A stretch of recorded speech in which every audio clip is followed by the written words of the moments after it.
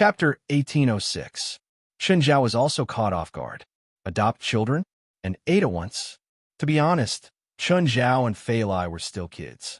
It was already hard for them to take care of little Jerlin and Larissa. Adopt 8 more children? Ignoring the troublesome legal procedures, Chen Zhao didn't have to worry about that. Their physical and mental health and futures were all things he had to consider. Fei Lai, do you want to adopt them? Chen Zhao asked. I don't know. When Fei Lai said this, it meant that she was tempted. Chen Zhao's head swelled. Adopt children. Adopt 8 children. Fei Lai looked up at Chen Zhao. What about you? As long as you give me a definite answer. Yes or no? Fei Lai gritted her teeth. I want to, but I'm scared. Fine, leave the rest to me. Chen Zhao stood up and walked into the dining room.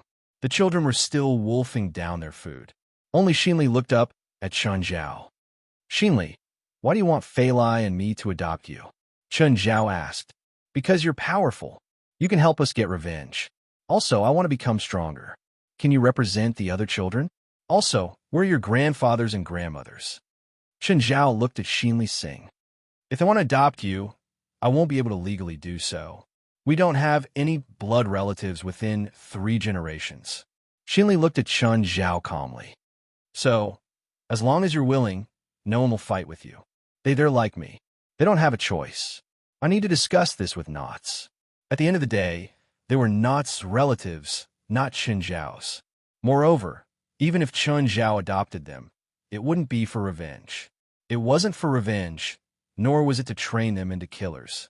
Chen Zhao had never thought about adopting them either. Of course, he didn't reject it either. Chen Zhao was someone who didn't have great kindness or evil thoughts. Adopting a child wasn't just about providing food and shelter. He already had 2 little demons at home. Now there were 8 more. Chen Zhao felt his head hurt just thinking about it. Sister Knots can't teach me magic. I can't teach them either, Chen Zhao said. You must have a way to make people stronger, Xinli Singh said with certainty. Stay here for now. I'll think about your idea. Chen Zhao didn't say anything definite. This wasn't something he and Fei Lai could decide. What the child thought was one thing. What Navat Singer thought was another. Now what's it's me? Chen, what is it? Fei Lai wants to adopt these children. Chen Zhao went straight to the point. On the other end of the line, Navat Singh was silent for a moment. Chen Zhao did not speak either. He waited for Navat's reply. What about the children? Children have this tendency too. Chen Zhao did not say much. I'm fine, Navat said. Protect them. Chen Zhao hung up. Navat's intention was similar to Chen Zhao's.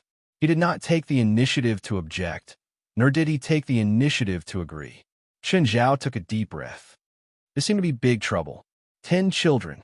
10 children. What have I done? In the night, Fei Lai turned and rubbed Chen Zhao. Chen, are you asleep? No, Chen Zhao replied. Chen, if you don't want to, I won't force you. Of course not. I like children. I like our home to be more lively. Chen Zhao pulled Fei Lai into his arms. We have this condition. Plus, little Jerlin and little Larissa can have more older brothers and sisters. I suddenly think this is a great idea. Actually, Fei Lai also knew that it was because she couldn't have more children, but she still wanted more children. Okay, Chen Zhao could understand Fei Lai. Chen Zhao didn't object. So what if they had a few more children? Anyway, it was just more effort. The next day, early in the morning, Alex glanced at the time. Anger surfaced on her face. She was furious that Chen Zhao would call her at this time. Chen, if you can't give me a satisfactory answer, I'll make you regret it. Fei Lai and I discussed it. We suddenly want to adopt 8 children. Wait, speak clearly. Alex suddenly became clear-headed. How many did you say? 8. Orphans? Do they have guardians? Age, background, identity. We'll talk about the details in the morning. Alex also felt a bit of a headache. Alex ran over in a hurry. She looked at Chen Zhao and Fei Lai, who were eating breakfast absent-mindedly. Tell me the situation. What's going on? There are 8 children. Their parents died in a fire yesterday, Chen Zhao said. Fei Lai and I want to adopt them. It's that simple. I need their detailed information and identification. I'll have someone send it over later, Chen Zhao said. Alex, would the adoption process be difficult? Fei Lai asked. Do they have any immediate family members? No. Chen Zhao shook his head. then it shouldn't be a problem. Will someone come out to fight for custody? If there's no immediate family within the second generation, the court and the Minor Protection Association will determine if there are collateral relatives within the second generation, as well as if they're willing to raise the child and if the child is willing to follow them. If any of them are unwilling, the child will be sent to an orphanage. Then what do we need to do? Nothing much. You just need to prove that you have the income and that your family can raise the child. I'll make the proof for you. Of course, Phalai is a member of the Coastal Rescue Team, so it's even better. If you're worried about other problems, you can donate some money to a charity, preferably one for minors.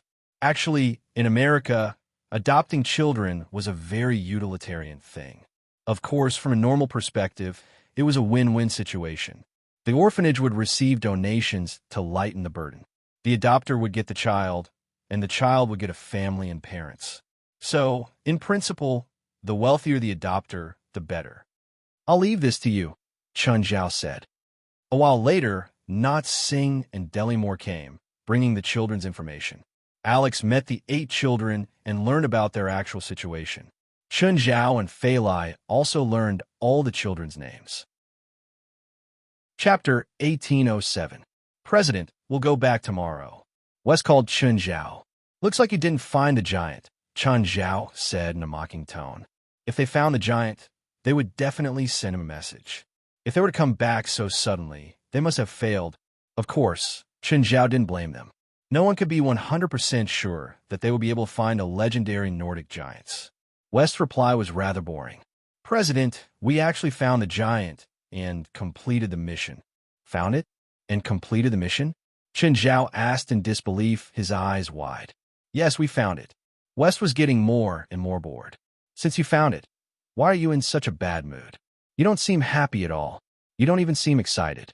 I can't be excited, West said. West said, this mission isn't difficult at all. It's much easier than besieging the Turin. Are the legendary Norse giants weak? No, the real Norse giants should be very strong. The real Norse giants? Isn't the giant the mission was referring to? It's a 2-headed giant with a bit of Norse giant blood in him. He's huge, savage, and bloodthirsty. All of us were fully prepared, but we stepped on a landmine that Klaus had prepared beforehand, and one of our legs was blown off. Chun Zhao was speechless too. One leg exploded by a landmine. Either Klaus had set some super powerful landmine, or the giant was really weak. No wonder West was so depressed. He'd rushed overexcitedly, but he'd encountered such a thing. Aren't you still in Norway? It's very close to the North Sea. Aren't you going to search for the North Sea monster? The North Sea monster has already been captured alive. It's indeed a shockingly huge monster, over 1,000 tons. I feel like it doesn't live up to its name. Yeah, how boring. Whatever. No matter what, completing a mission is something to be happy about. Chun Zhao comforted. Did you inform Wang Xi? Yes, she's an L. A now. 3 missions, $200 million. In terms of investment, it wasn't a loss. In fact, it was a huge profit. Of course, this was only applicable to a capable team or individual. If it was the kind of people or teams that did not have the strength, they would probably just be throwing their lives away. Chun Zhao was still on the phone with West. Suddenly, someone tugged at his pants. Chun Zhao looked down and saw a girl tugging at his pants. Mara, what's wrong? I'm not Mara. I'm Sindora, the girl said in a trembling voice. Can I go to the beach to play? Uncle. Okay. Chun Zhao realized that he didn't remember the girl's name. To be more precise, he was confused. Xin Li, come here. Chun Zhao waved his hand. Xin Li walked up to him. Mr. Chun, what can I do for you? Since you're going to be adopted, you can call me Uncle from now on. Of course, if you want to call me Dad, I won't object. Chun Zhao would not force them to change their surnames and recognize a dad. Especially Xin Singh. She was already 15 years old, going to be 16 soon. If she called him Uncle, Chun Zhao would feel like he was at a disadvantage. Of course, calling him brother wasn't appropriate either. Sure, Uncle, Xin Singh replied straightforwardly. Tell me each child's name and age, Chun Zhao said. I can't remember. The one who ran to you is Sindora. She's the youngest among us, 5 years old, Xin Singh said patiently. Then, She pointed at each child and explained, Mara is that one. She's 6. She's Sindora's cousin. That one is Didala, 12, female. Crow, 11, male. Ferentia, 8, female. Penance, 7, male. But Illage, 7, female. Mara, 6, female.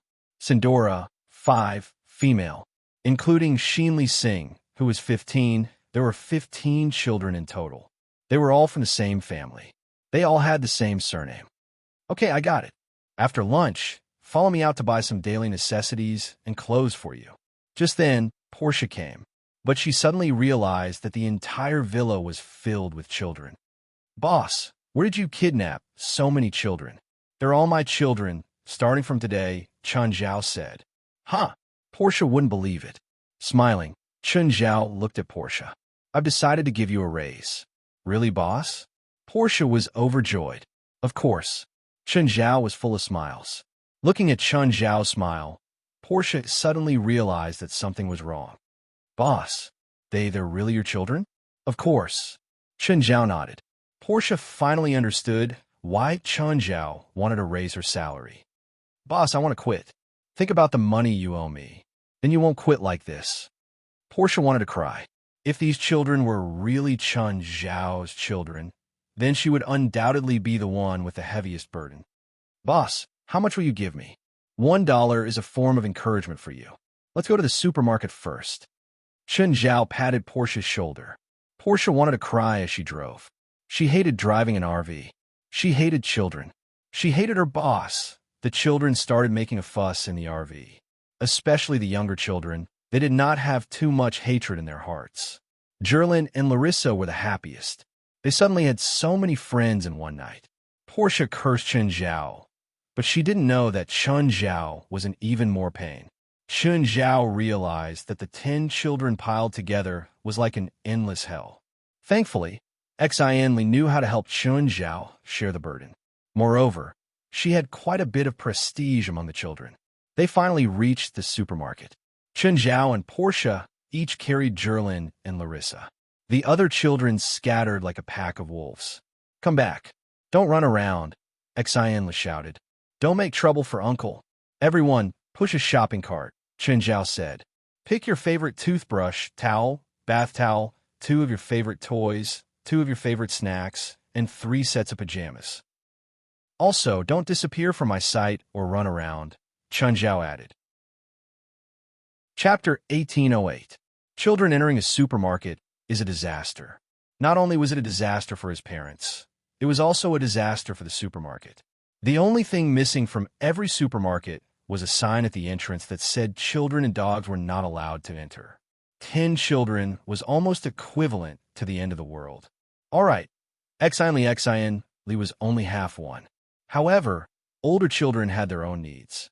Uncle, I need some skincare products and cosmetics. The total can't exceed $1,000, Chun Zhao said. Since there were so many children, they couldn't indulge everyone. Chun Zhao was rich, but that didn't mean he could let his kids squander it. Chun Zhao could afford it, but he couldn't let them develop this habit. Since he had adopted them, he had to be responsible for their future. Even in the future, they would have a share of his assets. What Chun Zhao needed to do first was not feed their property to the dogs. If they really raised a prodigal, Chun Zhao would at most make sure they didn't starve to death. From now on, Chun Zhao had to control their spending. Not only them, but little Jerlin and little Larissa's spending also needed to be controlled.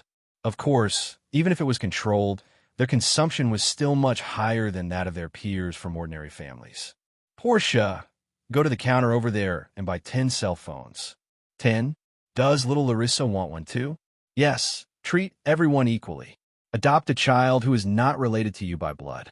What was the most difficult part? It was to treat them equally.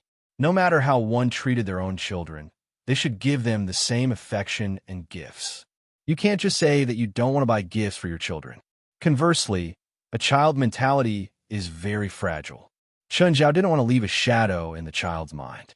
Of course, adopting other children would also be beneficial to little Jerlin and little Larissa. They had role models, and their brothers and sisters were their role models. After leaving the supermarket, Chun Zhao could only take the things that everyone else had bought in the supermarket. Even Portia couldn't carry them all. There were simply too many things. Boss, where are we going next? To the Baron's mansion. The whole family went to the Baron's mansion in a grandiose manner. When Zola saw that Changzhou had brought so many kids here, she felt a chill run down her spine. Similarly, he was startled. Zola, these are my children. I adopted them. Zola's mouth was wide open, her face full of shock. Of course, she would not say anything unpleasant in front of the children. However, she couldn't imagine what it was like to adopt so many children. Mentality? Chen Zhao was about to explode. But what could he do? Were they going to tell the kids that they had been refunded? So be it. He couldn't let the children's mentality explode, right? Today was only the first day. There was still a long way to go. Even if Fei Lai wanted a refund, Chen Zhao wouldn't agree. Do you have enough designers here? Design 3 outfits for each of them. Chen Zhao couldn't let the 3 pillars of the Baroness be responsible for so many children's clothes. If that was the case, it would be looking down on them too much. The 3 of them were on good terms with Chen Zhao, so Chen Zhao had to give them face. Zola didn't hold back and called over a dozen designers. Baroness was such a big brand. Of course, it wouldn't only have 2 or 3 kittens. Apart from the 3 pillars, there were dozens of ordinary designers and even more designers' assistants. To Zola, dozens of outfits were less than an hour's worth of transactions. Chen Zhao also asked a designer to design 2 outfits for Portia. Chen Zhao and Zola went to the office to drink coffee. Chen, I really don't understand why you suddenly want to adopt children. It's not me. It's Fei Lai who wants more children. Then she can have them herself. She can't. There's something wrong with her body. Then little Larissa, she didn't get pregnant through normal means. Chen Zhao didn't say it clearly. Zola would fill in the blanks herself. To be honest, Zola said emotionally, I really admire your courage. After all, they had adopted 8 children and 2 of their own. That was 10 children. As someone who had been through it, Zola knew how difficult it was. It wasn't a monetary investment. Both she and Chen Zhao had enough money. Not to mention raising 10 children, even if it was 100 children, they could still afford it. What they really paid was emotional investment and handling chores. The older children were rebellious, while the younger ones were dependent. Chen Zhao didn't dare to say that he could raise them all into talents. However, he was confident that he wouldn't turn them into naughty children. It was already evening when Chen Zhao returned home. Portia realized that there was no one in the house. But dinner was ready. Portia was completely speechless. As expected, this place was haunted. Fei Lai started eating as soon as she came back. A few girls surrounded Fei Lai and chatted with her. Chen Zhao brought the boy to play on the beach. Other than Chen Zhao, there were only 11-year-old Kilo and 7-year-old Binance in the house. Kilo was a bit cowardly and introverted. Binance was like a kid and was very active. Kilo, what element are you in? Uncle, I'm strength enhancing, Kilo answered with his head lowered. Chen Zhao was speechless at Kilo's magic. Usually, spiritualists with strength-enhancing spells were very outgoing. Even Chen Zhao, who was usually cheerful, was actually a hot-tempered person. However, Kilo was actually a strength-enhancing element, despite his introverted personality. Uncle, I'm elemental water type. Look at my magic. Binance showed Chen Zhao happily. Binance only knew 2 very weak water-type spells. One was Water Ball, and the other was Water Arrow. Impressive. Chen Zhao patted Binance's head. Kilo hesitated for a while and looked up at Chen Zhao. Uncle, you're also strength-enhancing, right? Yes. Chen Zhao nodded. Then can you teach me how to become stronger? Training your body is the most important thing for you. If you want to use your power to the extreme, you must first be able to withstand it. If you can't even withstand your own power, it's useless no matter how strong your magic is. Then how can I become as strong as you, Uncle? Both being strength-enhancing, the battle yesterday had left a deep impression on Kilo. He never knew that strength-enhancing spells could be so powerful. Just like I said before, keep training. I'll arrange a training schedule for you tomorrow. Perfect. I'll introduce you to a friend. King Kong, come out. /35_. 9 Heavens Divine King. Chapter 1809. King Kong usually went crazy in Zhuman National Park. He rarely came back today. The new kids hadn't even seen King Kong yet. Of course, it wasn't just King Kong. They were a family now. Then from now on, he would meet them one after another. For example, the underlings, the three-headed dog, the Hydra, and even Amon. When Kilo and Penance saw King Kong, they were shocked at first. At first, he was shocked, but it quickly turned into a pleasant surprise. He was a child to begin with, and he was also a spiritualist. They were much braver than normal people. This gorilla is also a strength type, Chun Zhao said. You can practice with him. Kilo was still a kid, but if he used magic, his strength would increase to 3 times that of a normal person. So, he wasn't afraid of King Kong at all. He was even eager to try.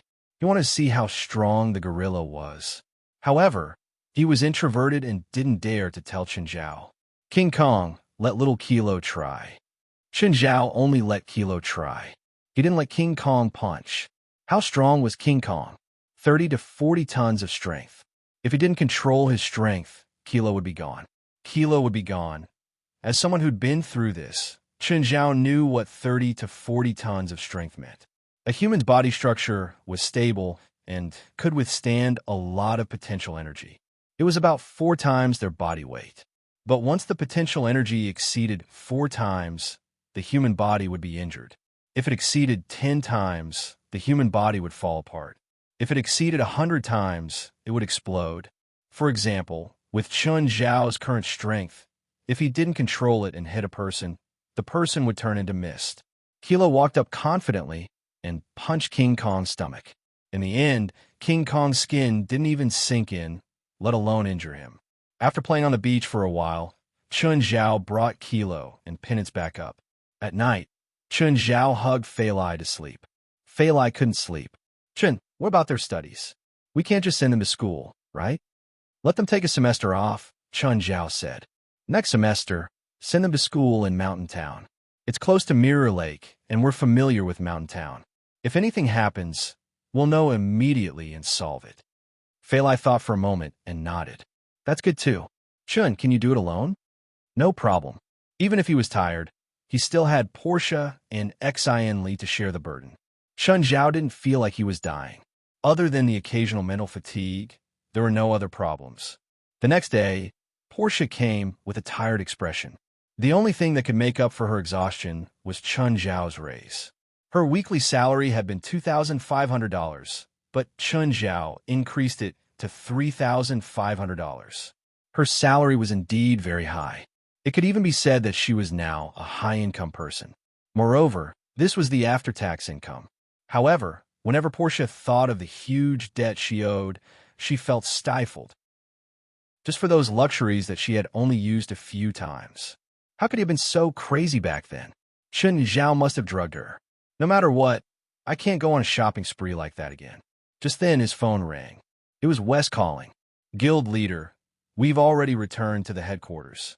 Oh, did you take the plane for the whole night? Then I'll go there later. Chun Zhao planned to give them time to rest. After all, they must be very tired after taking the plane for the whole night. I'm meeting with Wang Sieg at 3 in the afternoon. Okay, I'll be there before 3. After hanging up, Chun Zhao looked at Portia. Portia, help me buy an MPV. Go. Now, what do you think? How much? Less than $200,000. I need a lot of space and safety. Okay, Portia was speechless at Chun Zhao's intermittent impatience. However, she was also envious of Chun Zhao's wealth. He didn't need to think much about buying a car. $200,000 was already a super luxury car. It was the same even for an MPV. Portia could roughly understand Chun Zhao's needs. Chun Zhao definitely didn't want to drive an RV every time he took a kid out. That RV was indeed too flashy. Boss, where are you going today? The company. The place last time? Yes. Chun Zhao nodded. You don't need to go. Oh, help me get a few computers and a few tablets in the afternoon. Got it, boss. Damn capitalists, Portia thought to herself. Portia's work efficiency was very high. In just 2 hours, she drove a new car back. The Mercedes-Benz X, so 211 MPV, had a huge interior and could seat 12 people. It also had the same anti-collision level as a school bus.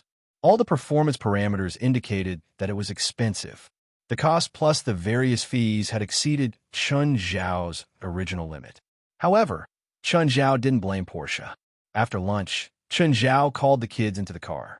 Chun Zhao planned to take them to the supernatural organization. They were spiritualists anyway, so it didn't matter if they found out about the organization's secret. The two SUVs were very stable. Chun Zhao had never driven such a stable car before, apart from the lowly supercars. When they arrived at the headquarters, Aduz, who was guarding the door, found it strange. He had never seen a car before, so he stopped Chun Zhao's car outside. Only when Chun Zhao rolled down the window did Aduz realize that Chun Zhao had come. After parking the car, Chun Zhao brought the kids into the headquarters. President West was in the hall. When he saw Chun Zhao bring the kids in, he was stunned. "They are my kids. I just adopted them," Chun Zhao said. West was surprised, but he didn't ask. "You can move around freely, but don't go to places with obvious danger signs." The headquarters wasn't very big, but there were still some dangerous areas. For example, dungeons, evil spirit dens, or places where demons slept. These places were all dangerous. Of course, there was also Chun Zhao's electric shock lab. It was also the most dangerous place. "Tell me what happened in the Norwegian forest this time." West didn't hide anything. Then, he began to talk about their encounter. No, they hadn't encountered any dangerous battles at all. When Chun Zhao heard that the giants would appear in lightning, he couldn't help but be surprised. /35_9 Heavens Divine Emperor. Chapter 1810. "It's some kind of image," West said. "It should be a remnant from the past. It witnesses the true giant's existence at a certain time, but it only appears at the moment of lightning." Chun Zhao and West stood by the window and watched the children running outside. To these children, everything here was very novel. Of course, they were spiritualists, so they didn't find it unacceptable. Just then a sports car drove in. Wenk Sieg was here. Chun Zhao and West walked out of the headquarters to welcome her. "Ms. Wenk." "Mr. Chun, hello." "Mr. West, hello." West handed a heroic spirit notebook to Wenk Sieg. "Ms. Wenk, this is the Scarlet Mission, the Nordic Giants battle record." "Thank you." Wenk Sieg was very satisfied. She didn't care about the difficulty of the mission. She only needed the results. The supernatural organization didn't disappoint her. "Which one will you choose for the second Scarlet Mission?" Wenk Sieg asked. "I'm still considering," Chun Zhao said perfunctorily. The first three missions were the Rock of Slaughter, the Nordic Giant, and the North Sea Monster. Now, the Rock of Slaughter mission was completely useless, and the North Sea Monster had been taken. They'd only completed the Nordic Giant mission, so they had to choose the remaining two missions again. But to Wenk Sieg, completing one Scarlet mission in 2 months was already very satisfying. She could answer to the Hunters Guild. At the same time, her teacher would have an explanation. Of course, this also made her more confident in the supernatural organization. "By the way, does the Hunters Guild accept intelligence missions?" Chun Zhao asked. "Intelligence? We don't accept such missions, but I can ask someone for you," Wenk Sieg said readily. As an organization that had existed for 200 or 300 years, they obviously had their own intelligence network. It wasn't just limited to North America, but the entire world. This was something the supernatural organization couldn't even catch up to. The supernatural organization was very powerful, but like most supernatural organizations, they rose quickly, but it was hard to say if they could last for 2 generations. Building a complete intelligence organization wasn't something the supernatural organization could afford right now. Most of the information that the supernatural organization could get now was from Los Angeles. The ability to obtain information beyond this range was very weak. The information he had was obtained from other people or organizations. Otherwise, they would have to spend money to buy it. Basically, they could only get second-hand or even third-hand information. Of course, in most cases, these sources of information were basically enough. After all, the supernatural organization was a regional organization, nor did he have any thoughts of maintaining world peace. Furthermore, the investment required to establish a complete intelligence department was simply too great. This wasn't something that could be done with a few $100,000 or even a few $1,000,000. Think about it. The American government invests billions of dollars every year in order to gather intelligence from all over the world. In the past few decades, hundreds of billions of dollars have been spent to maintain this intelligence system. From this point alone, it should be known that intelligence was not something that ordinary people could play with. Mr. Chun, what information do you want? All the information about the Roma Akuk family. Wang Sieg looked surprised. What? Do you know the Roma Akuk family? How could I not know? Wang Sieg smiled bitterly. In the past year, there's only one person left in the Akuk family.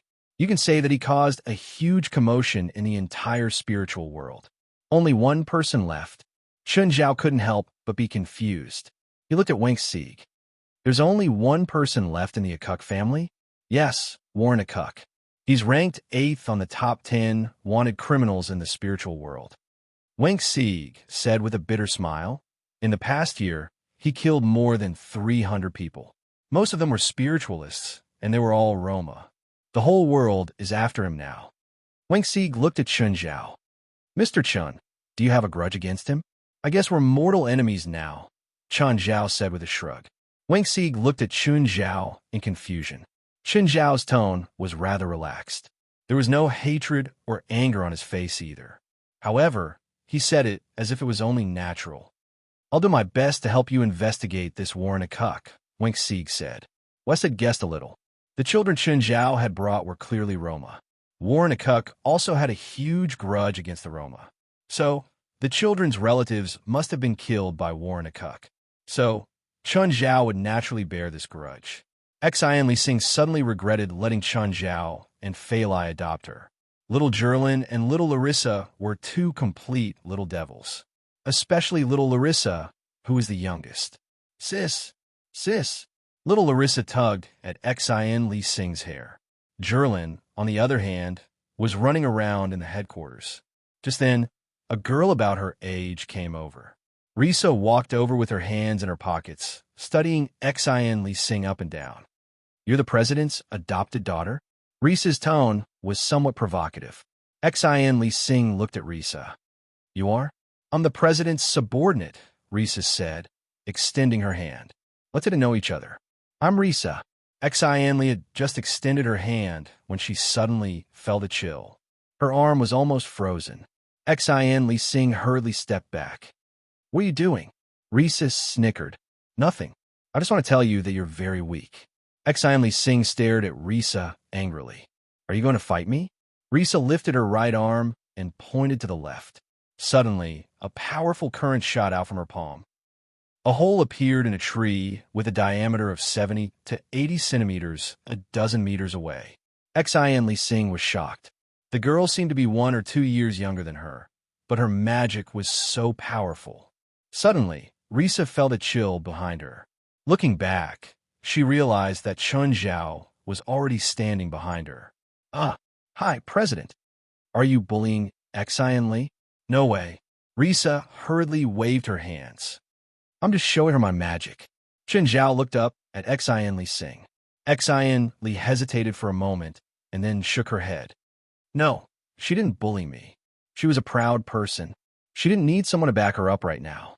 /35_ Divine Emperor of the Nine Heavens. Chapter 1811. On a small island in the Atlantic Ocean. The people of this island lived a secluded life. But now, this island was engulfed in flames under the night sky. Death spread amidst the blood and flames. The Edith residential district had completely fallen.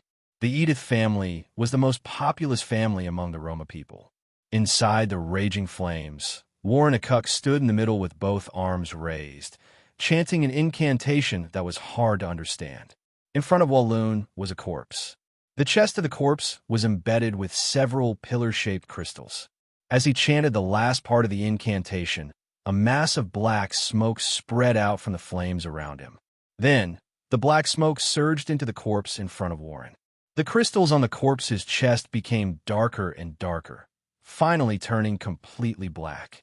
Southern Pillar King, welcome back to the world. The corpse moved a bit.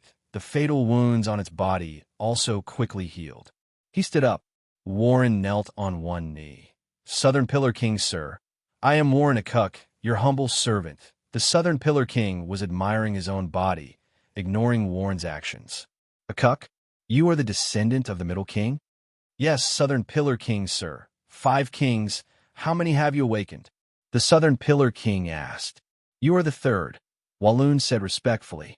Oh, who are the first 2? The Southern Pillar King looked at Warren and asked. It's me. Within the flickering flames, 2 figures slowly walked over, a man and a woman. The woman had a head of red hair and a slender body. There was a faint smile at the corner of her mouth. Her attire was extremely simple, just a loose shirt paired with a pair of tight jeans and a pair of sunglasses hanging in front of her chest. She looked like an ordinary fashionable beauty. The other person had his hands behind his back, looking rather old with a head full of silver hair.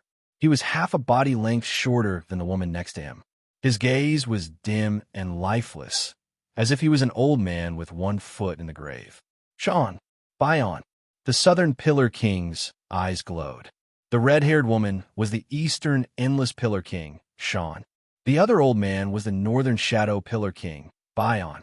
Zoran, I trust you have been well since we last met. Sean's face was as beautiful as a peach blossom. Byron nodded slightly towards Zoran and greeted him coldly. Walloon stood aside obediently. He was facing the legendary creator of the Roma, 3 of the 5 great gods. At the same time, they were also the ancestors of the 5 great Roma families, Akuk, Singus, Edith, Vaiku, and Pomis. What are your requirements for waking me up? Zoran asked.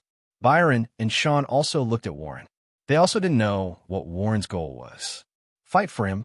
Every single one of them possessed unparalleled magical power. Moreover, they did not coexist harmoniously. If 3 of them were summoned, it was very likely that they would fight amongst themselves. Instead, its functions were weakened. Walloon lowered his head humbly and looked at the 3D Pillar King calmly. 3 Pillar Kings. The current Roma people have already forgotten their traditions, your greatness, and our glory. Therefore, this lowly servant has no other requirements. Please restore the glory of the Roma people, Walloon said respectfully. I don't know what tradition or glory. Just tell me your requirements. Power? Wealth? Or women? Please awaken our king, the great Pillar King Quemelas, Walloon said. Do you know what needs to be done to awaken the great Pillar King Quemelas? Zoran looked at Walloon with a serious expression. Yes, I do, Walloon nodded. Warren nodded. We need the 4 Pillar Monarchs to appear. At the same time, we need the 4 of you to work together. Without your cooperation, we won't be able to awaken the great Pillar Monarch, His Majesty Quemelas.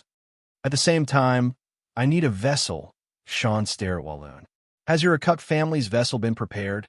Yes, I am that vessel. Warren opened his shirt, and the 3 Pillar Kings saw that Warren's chest was pierced by a few crystals. The 3 Pillar Kings frowned. Sean said, You should know that as a vessel, your consciousness will be erased. Are you sure you want to do this? I'm the only one left in the Akuk family, and for the sake of my family's unfulfilled wish, I have no regrets. All right, you are our awakener. We will fulfill one of your wishes before the vessel is destroyed. This is a fair trade. We have no other choice, Zoran said. However, you still have to awaken the Western Pillar King, Erewhon. I've already made the preparations. I've also scouted out the Vrykul family's residential area. Zoran looked around. He was currently in a strange mood, because the Edith family was his kin, his descendants. But now, they had to die to awaken him. But he was awakened by the slayer of his kin. But even he couldn't go against Walloon who awakened him. Walloon could ask him to do anything at all. Of course, there was only one thing. The Romani people were all about fair trade. Even he couldn't go against the principle of trade. If there was anyone who could go against the principle of trade, it would be the great Pillar King Quemelas, because he was the one who made the rules of trade. The great Pillar King Quemelas was also their master. The 4 Pillar Kings were Quemelas's 4 vice-kings. According to the legends, they created the world and were the creators of the world. In reality, they didn't create anything. They weren't even the first generation of Roma people. However, There were no more Roma who were stronger than them before or after them. They used their power to rule over the Roma people, and each created 5 major Roma clans, all of which survive to this day. Naturally, Walloon didn't kill all the clans of the 3 Pillar Kings. The ones he killed were the blood relatives of the 3 clans, the awakened ones. There were even more Roma people who hadn't awakened who didn't live in the residential area. Walloon left with the 3 Pillar Kings. At that moment, Sean walked up to Walloon. Her slender figure was even taller than Sean. She leaned down and whispered into Walloon's ear. "Walloon, what is your real plan? Won't you tell me?" Sean's tone was filled with temptation. Walloon calmly looked at Sean. "Great Eastern Pillar King, my goal has been revealed. I didn't hide anything. I want to resurrect the Great Pillar King Quemela's. Don't lie to me. I can see the ambition in your eyes," Sean said with a smile. "My ambition is to bring back the glory of the Roma people. Is that true?" "Of course." Walloon nodded and said with a serious tone. "Then do you dare to let me conduct a soul interrogation on you?" "Yes, as long as my ancestor's dream is fulfilled, I am willing to hand over my soul to Great Eastern Pillar King." Chapter 1812. Daily Moore noticed that Nawat Singh's face had turned extremely ugly after the call. "Knots, what happened?" That damn Warren, he slaughtered another family settlement, the Pomies family," Knots said. Nawat said, "and they also stole the Pomies family's divine artifact. Warren attacked you and the Singer family settlement and stole the earring called Mend. Now, he attacked the Pomies family and stole their divine gear. Does that mean that Warren's targets are the families that possess divine gear?" Daily Moore asked. "That's right. What other families have artifacts?"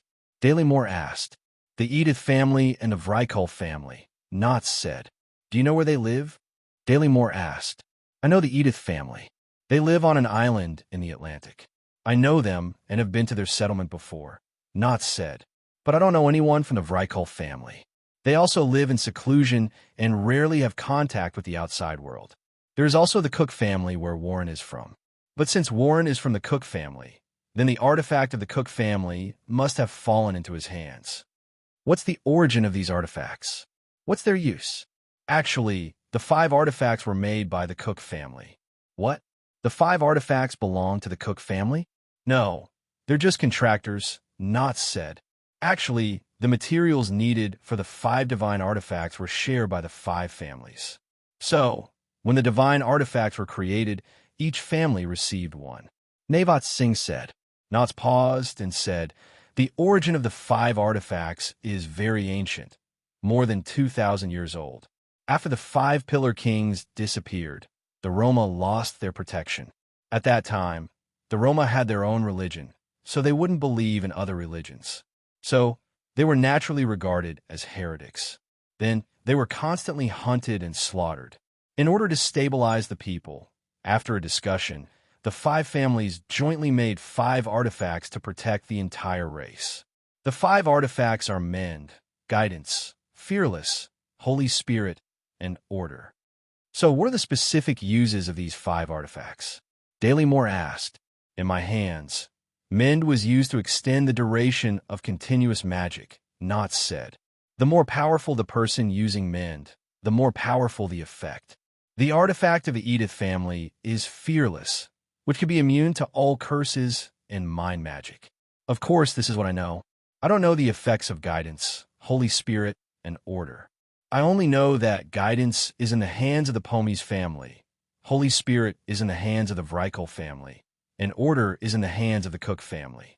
So, Warren's current goal is the artifacts in the hands of the Edith family and the Vrykul family?" "Uh-huh," Nawats nodded, but he felt something was wrong. The ancestor of Mend had taken away from his hands. But Warren still attacked the settlement of the Singh family. If it was just for the artifacts of the families, he didn't seem to need to do so. "Don't you know the people of the Edith family? Inform them now. At least let them be prepared so that the Edith family is not defenseless." "Yes."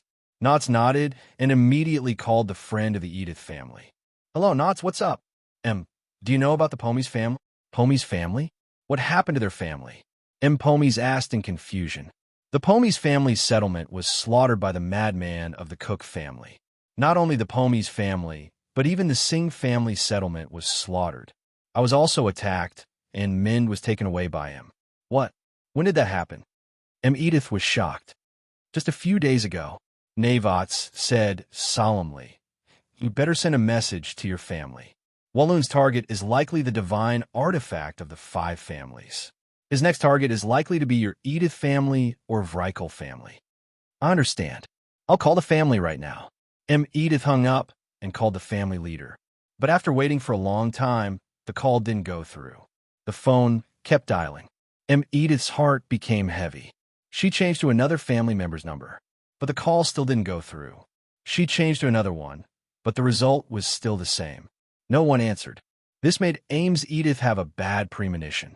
Edith suddenly realized that there was a piece of news on TV. The news that was being broadcasted was about Edith Island. When the International Ocean Research ship passed by the Edith Island, they found that the island was on fire, so they landed on the island. They found that the residents of the island were slaughtered. No one survived. Strange symbols were left at the scene, like some kind of cult symbol or ritual. Edith sat on the ground. Her whole body seemed to be drained of energy. "Warren! Warren!" Edith roared. Nat Singh's report was too late. The Edith family had already been attacked and destroyed. It was different from Nat Singh. Nawat Singh had no relatives in the Singh family settlement. At least, there were no close relatives. But Edith still had a lot of family on the island. His father, his brother, his grandmother, and his grandfather. At this moment, Nawat Singh called again. Did you see the news on the TV? Why did you only inform me now? Why didn't you inform me earlier?" Edith roared uncontrollably. Nat Singh was silent. This was indeed her dereliction of duty. She hadn't thought of Warren's plan beforehand. She only thought of this possibility when the Pommies family suffered the same fate. "Do you know where the Vrykul family settlement is?" "Warren's target is probably the Vrykul family." Edith was silent for a moment. Then he said, "In Minneapolis." Suddenly, Edith remembered. "I'm going to kill Warren. I'm going to kill him." Chapter 18:13. "Shinley, hurry up and help. Don't play with your phone," Portia shrieked. "Boss, they're your kids. You should take responsibility." What could Chen Zhao do? He had 2 big demons, little Jerlin and little Larissa, in his arms. For dog leashes hung on his body. He was holding Sindora, Mara, Coilage, and Binance. Apart from little Jerlin and little Larissa, the 4 of them were the youngest of the 4. Other than Binance, the other 3 were all girls. But their mischievous personalities were no less than boys. Chen Zhao's expression was lifeless. Xin Li held her phone and looked left and right in the airport. "Uncle, over there."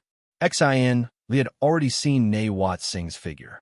"Don't run anymore, or I'll get angry," Portia shouted. "Sister Nawats, we're here," Shinli shouted, raising her hands. Nat Singh and Edith also saw them. Narrowed her eyes and looked at Chen Zhao's group. Portia was clearly an ordinary person. Chen Zhao had an unusual aura, but it was too weak. It didn't feel very strong. Also, what's with the kids? The person actually had 2 kids in his arms. Is he a babysitter? Why did he bring the kids here? "Chen, you're here." Navots walked up to Chen Zhao. "Why did you bring the kids?" "I had no choice. There's no one at home to take care of them, so I could only bring them." Chen Zhao shrugged. "They shouldn't come," Navots said. "There's no shouldn't."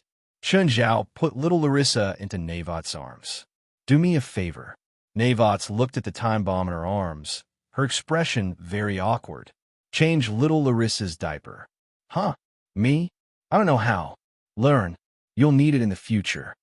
Chen Zhao glanced at Aim beside him. "Are you Navots' boyfriend?" "No. I'm Aim Edith from the Edith family." On the surface, Aim Edith was still polite. But when he looked at Navots Singh from the corner of his eyes, he was already furious. What kind of people were they? Is this the helper Nawat Singh found? She couldn't have pulled it from the streets, could she? "Boss, I want a raise. Otherwise, I'll quit," Portia complained. "If you talk about a raise again, I'll deduct your salary."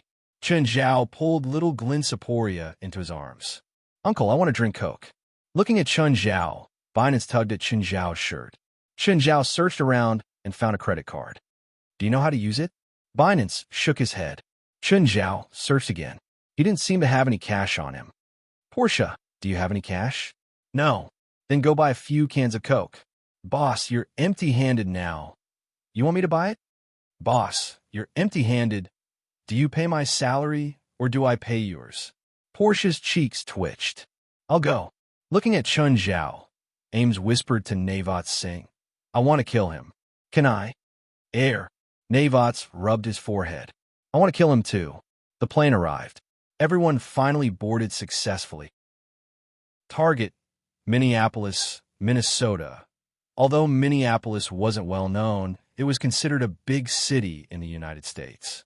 It had a population of 400,000 and a GDP of $200 billion. However, the kids were still making noise after boarding the plane. Chun Zhao really had a headache. Apart from Shinli Singh, he cast Banshee's charm on all the other kids. At some point, the entire cabin quieted down. Boss, you know hypnosis? Portia looked at Chun Zhao in surprise. Chun Zhao walked to the kids and snapped his fingers. Then they all fell asleep. I'm a doctor, Chun Zhao said matter-of-factly. Edith had been paying attention to Chun Zhao. When he saw Chun Zhao use Banshee's charm, he couldn't help but frown. Is he a spiritual spiritualist? Spiritual spiritualists had always been criticized for their combat abilities. Their spells were quite effective against normal people. But against people with stronger wills, the effect would start to weaken. Against spiritualists, the effect would be even worse. The stronger the spiritualist's magic was, the worse the effect would be.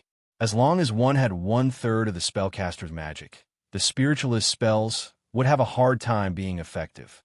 Of course, it wasn't completely useless. It could only be said that hypnosis spells would be much less effective. On the other hand, some mental stimulation and mental curses were still effective. For example, mental whip could disturb the enemy in battle. They arrived at the Minneapolis International Airport. Everyone was carrying 2 children, even Shinli Singh. The kids were too sleepy. They went to the hotel first. Everyone was a bit tired. Ames didn't seem to be in a hurry to go to the Vrykul family's residence. Ames, where's the Vrykul family's residence? Ames glanced at Chun Zhao. After some hesitation, he said, St. Anthony Waterfall. Aren't we going today? No, we can't today, Ames said. Edith said, the Vrykul family hid their settlement in the waterfall and cast magic. There are only 2 ways to find the entrance. One is to open it from the inside, and the other is that the entrance only opens once on the 15th night of every month, and it only opens for an hour. Is there a difference between opening it every day and once a month? Chun Zhao pursed his lips. If it really attracts enemies, they won't be 1 or 2 days late. They sealed the entrance, but that doesn't mean they can't receive information from the outside, Ames said. The Vrykul family's people in the residence must know that Warren is going to harm them, so they'll definitely be prepared. They'll also look for reinforcements. Warren will also return in failure this time. Whatever, Nawat Singh said. Tomorrow is the 15th.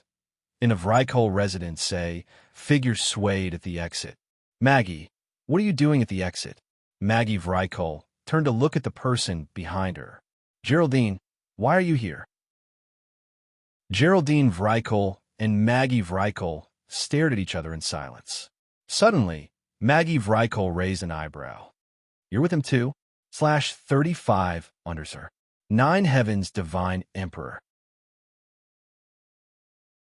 Chapter 1814.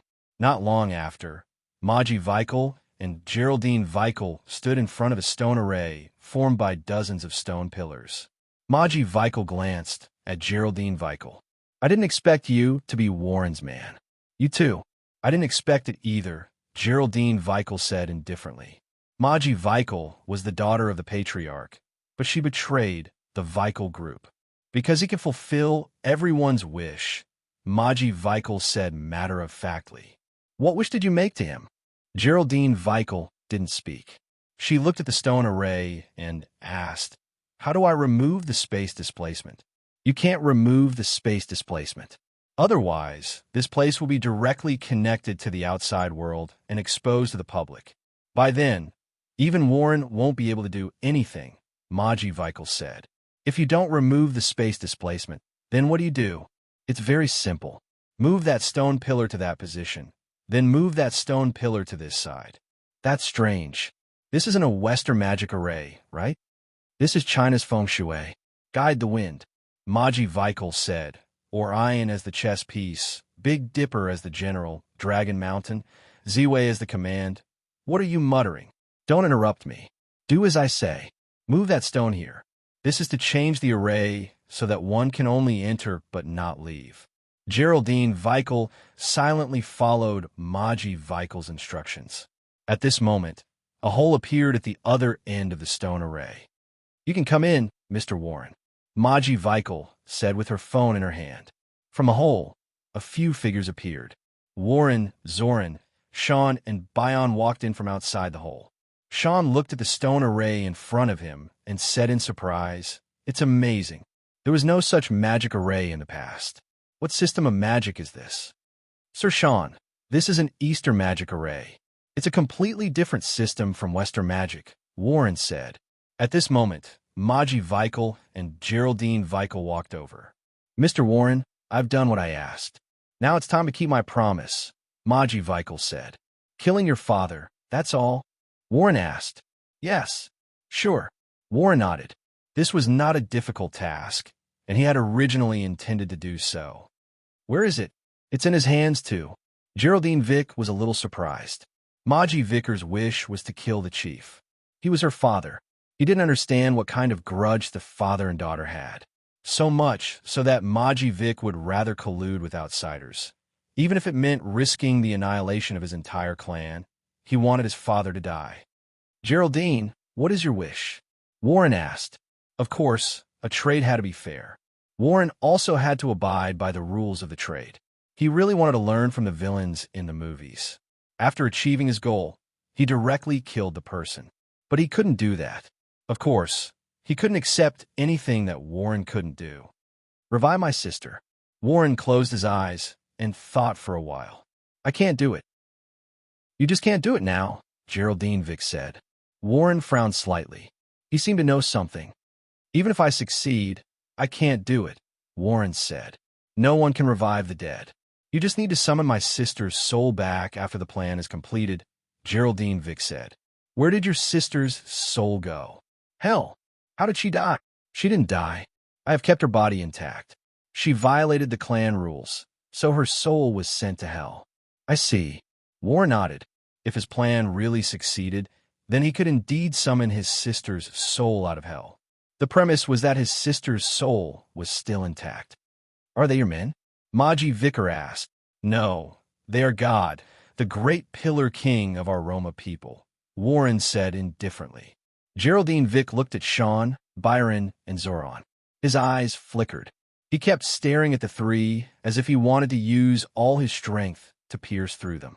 If there was anyone in this world who could know Warren's plan, it was him. Geraldine Vriku even guessed the details of Walloon's plan. "Are they the legendary Pillar King?" Maji Viku looked at Walloon as if he was a lunatic. "Pillar King? Let's not talk about whether the legend was true. Even if the Pillar King really existed, it was more than 2,000 years ago. Maji Vick didn't believe that the legendary Pillar King would really appear. "3 sirs, you can start." Warren looked at the 3 Pillar Kings. "Sorry for troubling you." At this moment, the Vickar family's residential area was silent. The silence was frightening. There wasn't even a sound of insects. "Let me do it." At this moment, Shane walked out with a ball of string in her hand. Sean suddenly threw the ball of string out. The ball of string flew into the air, and the end of the string suddenly shot into the darkness.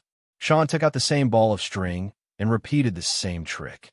Then, Sean took out the third, the fifth. These strings traveled in the darkness and rushed into the residential area in the blink of an eye.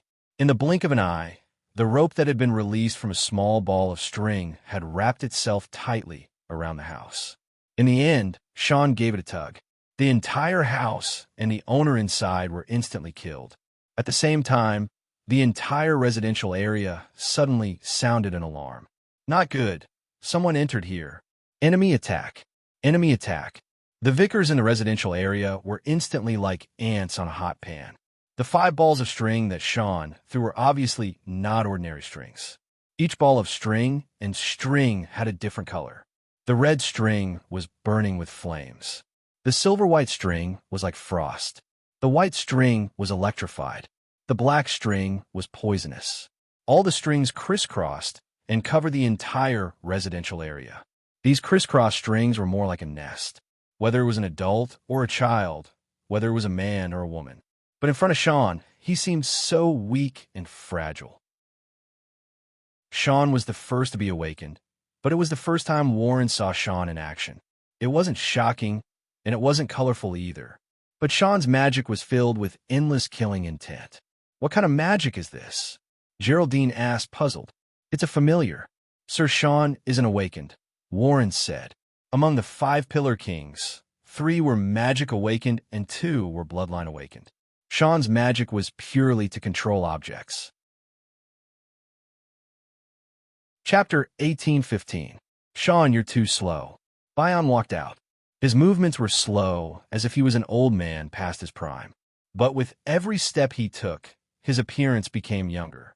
With every step he took, his body grew bigger.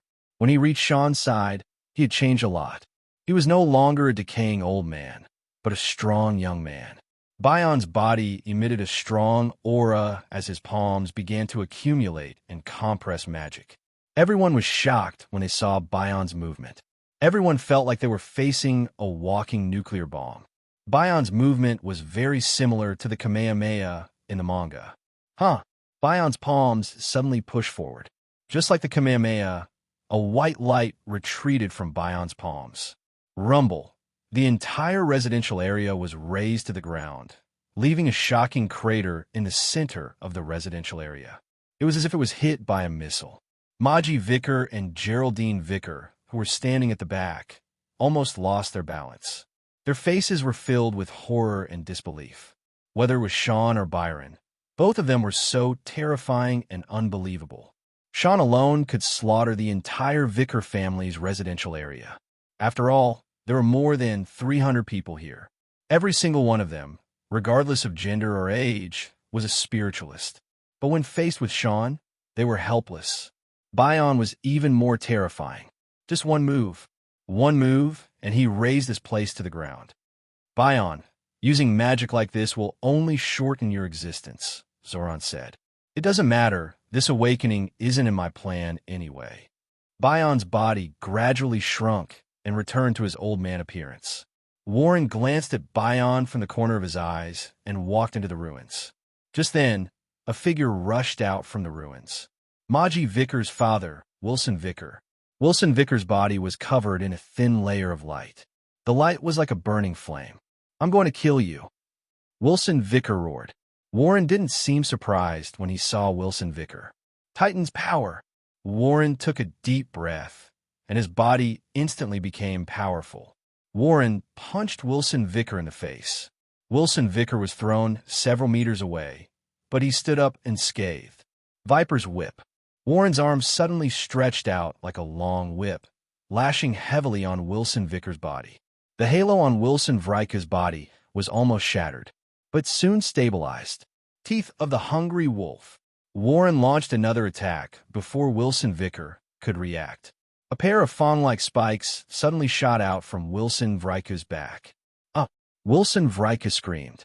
However, this wasn't the end for him.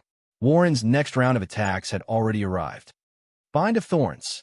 A thorny vine drilled out from the ground under Wilson Vicar's feet and bound him tightly. Wilson Vicar was already panicking. Walloon's attacks were too sharp, and it felt like he knew every move Kieran was about to make. All the attacks were aimed at his weak points, and they were a step ahead of him. He didn't even have the strength to fight back.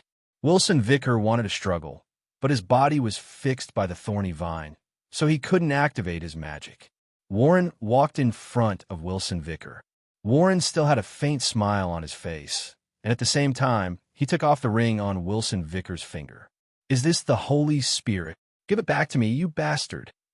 Wilson Vicker roared angrily. However, Warren didn't seem to hear Wilson Vicker's roar. He wore the Holy Spirit ring on his finger. He felt the power bestowed by the Holy Spirit ring. Mr. Wilson, you've let the Holy Spirit ring be covered in dust. You don't even know how to use the Holy Spirit ring. All of you are the same. You've tarnished the name of Ancestor Cook's gift, Warren said as a matter of fact. Now, I will take back what belongs to our family. This is our Vicker family's, not yours. Wilson Vicker roared angrily. Warren glanced behind Wilson Vicker. He's yours. Wilson Vicker was tied up at this moment. He couldn't see behind him. However, he vaguely sensed something.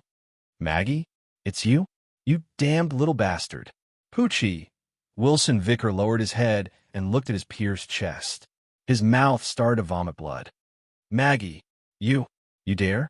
Yes, I dare. Maggie Vicker pulled out the weapon in her hand and stabbed it again. Wilson Vicker struggled several times before he finally breathed his last. Miss Maggie, please don't damage your father's body. Warren looked at Maggie Vicker with a smile. Now, their deal was completely completed. Maggie Vicker would also be completely loyal to him. Yes, Mr. Warren. Maggie Vicker pulled out her sword and silently retreated to the side. At this moment, Geraldine Vicker, Sean, Byron, and Zoran walked over. Geraldine Vicker looked at Warren. Warren was laying Wilson Vicker's body on the ground. Then he stabbed a crystal into Wilson Vicker's chest. Did you make that soul device? Geraldine Vicker asked.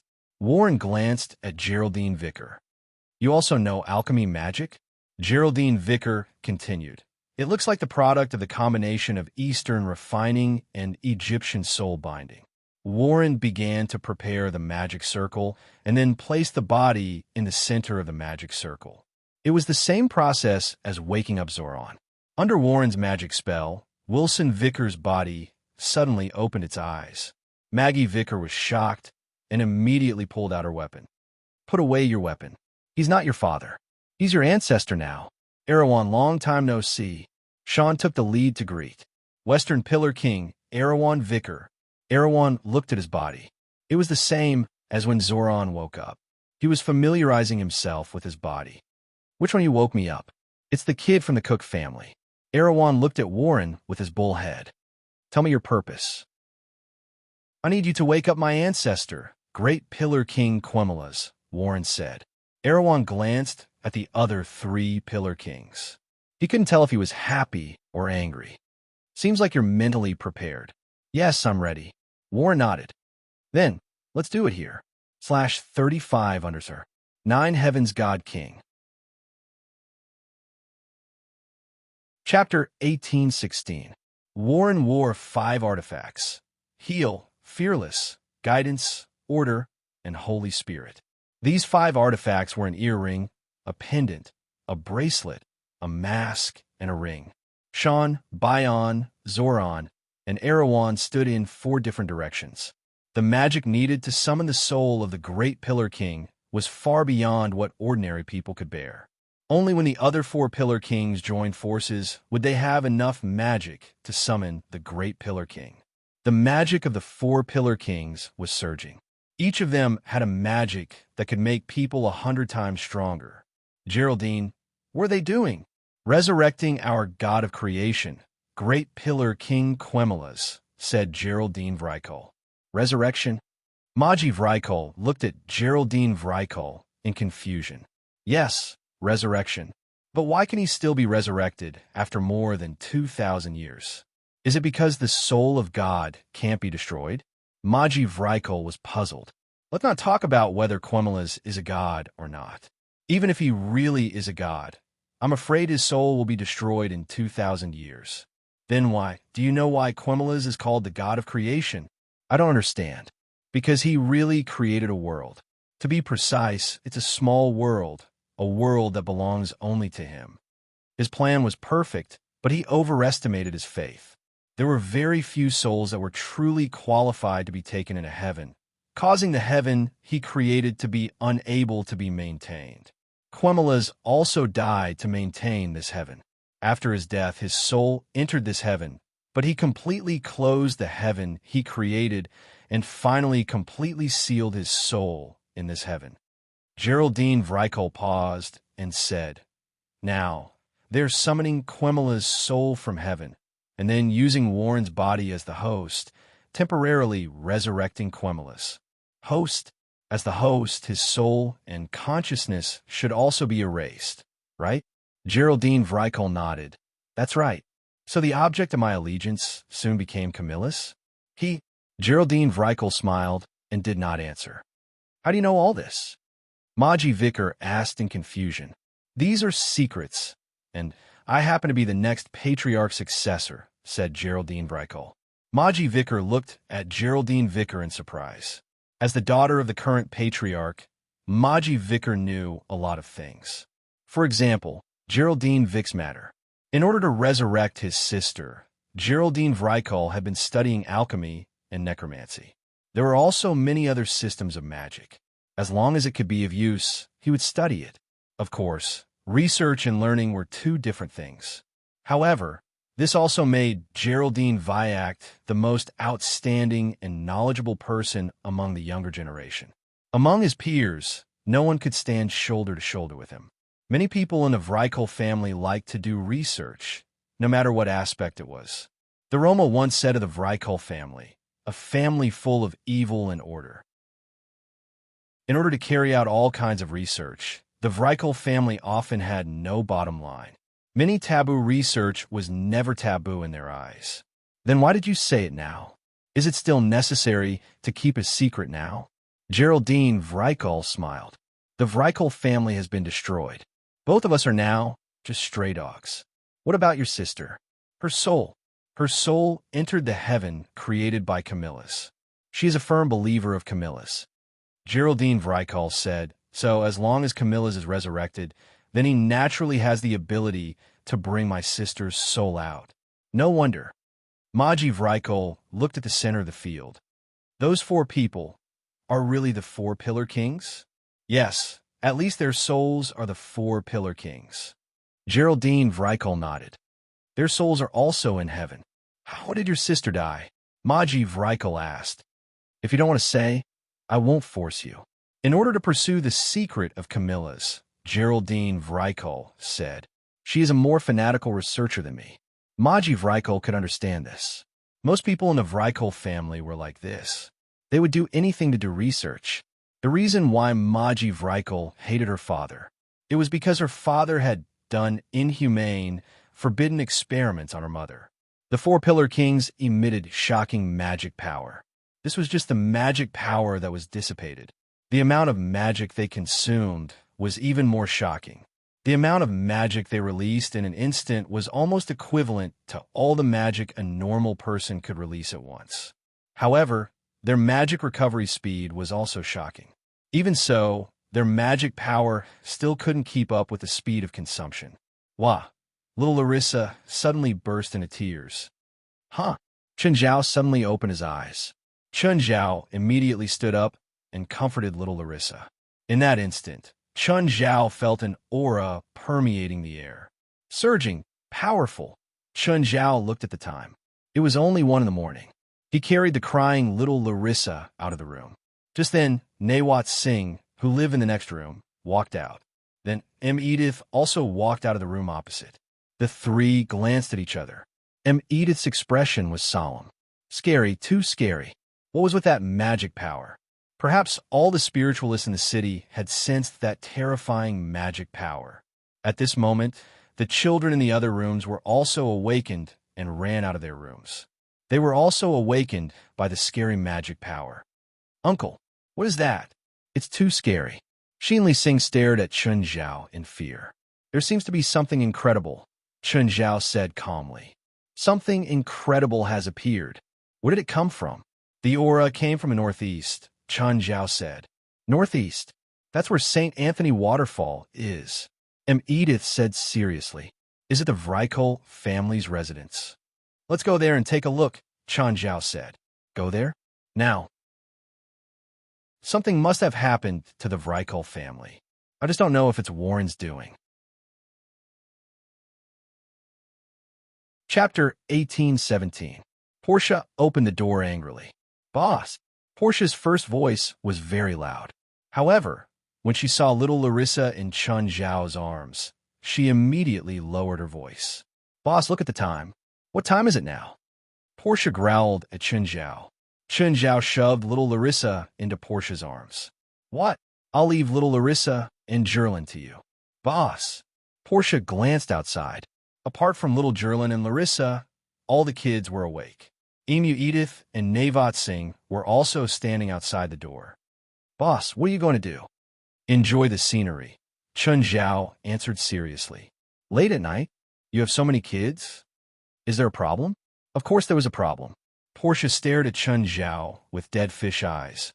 Boss, are you serious? Do I look like I'm joking? I think you're just joking. Okay, take care of little Jerlin and Larissa for me. Boss, I think you're making arrangements for your funeral. Do you still want your salary for this month? Chun Zhao looked at Chun Zhao with a dark expression. Oh, okay. Boss, have a safe journey. Chun Zhao teased little Larissa, who had fallen asleep again. Little Larissa pursed her lips and waved her short hands, hugging Portia's arms. He glared at Portia viciously before turning around and leaving. Portia walked in front with the kids. Edith and Chun Zhao followed behind. Why do you have so many kids? Edith frowned at Chun Zhao. Revenge, Chun Zhao said. Revenge? What can they do? I'll beat their enemies half to death first, and then leave the rest of them. The youngest is only 5 or 6. You want them to kill people? Of course not. I don't want them to kill people. They can't kill people anyway. We don't even know how strong our enemies are. You have so many kids with you. They might be affected. Edith still didn't agree with Chun Zhao's method. In his opinion, bringing kids into battle, no matter what their intentions were, it would increase the risk. No one can hurt my child in front of me, Chun Zhao said indifferently. Suddenly, 3 people appeared at the entrance of the hotel. Chun Zhao recognized one of them. It was Okula Singh, sister of Nawat Singh. But Nartz Hingis knew them, Barbara Rush Dominguez. When Nawat saw the 3 of them, he immediately became vigilant. Nuts, where are you going? Move, Okula. I don't want to fight you now. Nawat looked at the 3 coldly. Chun Zhao walked forward. Okula glanced at Chun Zhao. They had met once when Nawat Singh was hospitalized. Back then, Okula thought that Chun Zhao was a doctor. Nuts, do you need me? If you can't do it, Chun Zhao asked. Who do you think you are? Okula stared at Chun Zhao fiercely. Chun, it's okay. Thanks. Nawat's shingles stopped him. She didn't want Chun Zhao to fight her sister. She didn't want that to happen. Otherwise, the consequences would be very serious. Okula Singh looked at her sister. Nuts, leave here. Okula looked at her sister seriously. You don't understand what you're facing. I defeated Warren before. I can still do it now. You don't understand. You don't understand at all. You were able to defeat him last time because his plan hadn't started yet. Okula shook his head and said, Now, his plan has succeeded. What plan does he have? Nuts asked. He revived the 4 Pillar Kings, Okula said. And he has the power of the great Pillar Kings. Nuts, give up. You can't defeat Mr. Warren. Barbara was from the same family as them. She also didn't want Nuts to take a fearless risk. Give up? Ask these kids. Will they give up? Okula, Barbara, and Domingue suddenly realized that the kids before them were actually the juniors of their family. Since they're here, I can't let you take the risk. You're going to die. I know what I'm doing, Nuts said. Nuts, you really don't need me to do anything? No, Nuts said. You guys go first. I'll deal with the 3. Oh, Chun, I'll lend you something. Okay. Chun Zhao nodded. Then hurry up and follow us. Edith and Chun Zhao sent the children onto a bus. Edith said worriedly as he drove. Can Nawat solve the problem alone? Of course. You should trust her, Chun Zhao said. Huh, she's already back. Thud. Edith suddenly heard something fall from the roof of the car. Just then, Nuts jumped down from the top of the bus. Nuts. Edith could not understand. He didn't expect Nuts to solve the problem so quickly. The 3 men were obviously not weak, but Nawat's shingles came back so quickly. Chun Zhao remembered that Nuts was a perception type witch. Since when was her combat power so strong? You went too easy, Chen Zhao said. Knots couldn't do anything about it. After all, she was her sister. She didn't understand why Okula, Barbara, and Domingley were willing to be Warren's lackeys. In her eyes, the three of them had never been evil, especially her own sister. So, she couldn't go too hard. She didn't even dare to use Jin form. Chen Zhao looked behind him. There was a car following. Knots, you really went too easy. They're following us. Behind him, Okula's face was filled with shock and anger. Drive faster. We have to stop them. We can't let Warren see them. They'll die. Barbara and Domingley were also worried. After all, the car in front was the last hope of the Singh family. But they knew how terrifying Warren was. Especially Warren now. Even if they weren't beside him, they could still feel his vast magic power. It was a power that made people feel despair. They couldn't even muster the courage to resist. The people in front of them were basically seeking death by going against Warren. They couldn't let them die. Definitely not. Chapter 1818. Chen Zhao leaned against the window of the bus and looked at Okula Singh, who had caught up to them. Hey, little girl, you should listen to your sister. If you catch up again, I won't go easy on you. In the back seat of the sports car, Barbara had already activated the Fury Witch's spell. A ball of flames shot toward Chen Zhao. Chen Zhao clapped his hands, and the flames exploded in his palm. Barbara stared at Chen Zhao in surprise. Her attack was ineffective. She hadn't used her full strength, but it was still very easy to kill someone. Even if the target was a spiritualist, the power was enough to heavily injure them. Okula, aren't defensive spells a little too common these days? Barbara Rush said, a little annoyed. When she'd encountered Navots before, her attack had been useless. Now, it was useless against a random man. Chen Zhao looked at the three people in the sports car. I think it's better to kill you now. Just then, a hand pressed down on Chen Zhao's raised arm. Navots looked at Chen Zhao. Chun, just let them follow. They can't do anything. Fine. Chen Zhao knew that Navots had softened again, but he could understand. If it was him, facing his family, they would also be as indecisive as Navot Singh. Finally, with the combined efforts of the four Pillar Monarchs, a figure emerged from the center of the magic formation. When they saw the figure in the center, the four Pillar Monarchs finally exhaled deeply. They'd finally succeeded. The four Pillar Monarchs knelt on the ground. Greetings, Your Majesty. Even though the Roma had never established a country, in the hearts of the four Pillar Monarchs, they were loyal to the true king. Whether it was his power, his breadth of mind, or even his knowledge, everything about him was so admirable. Maji Vraiku and Geraldine Vraiku knelt on the ground too. They looked at their incorporeal bodies, soul forms.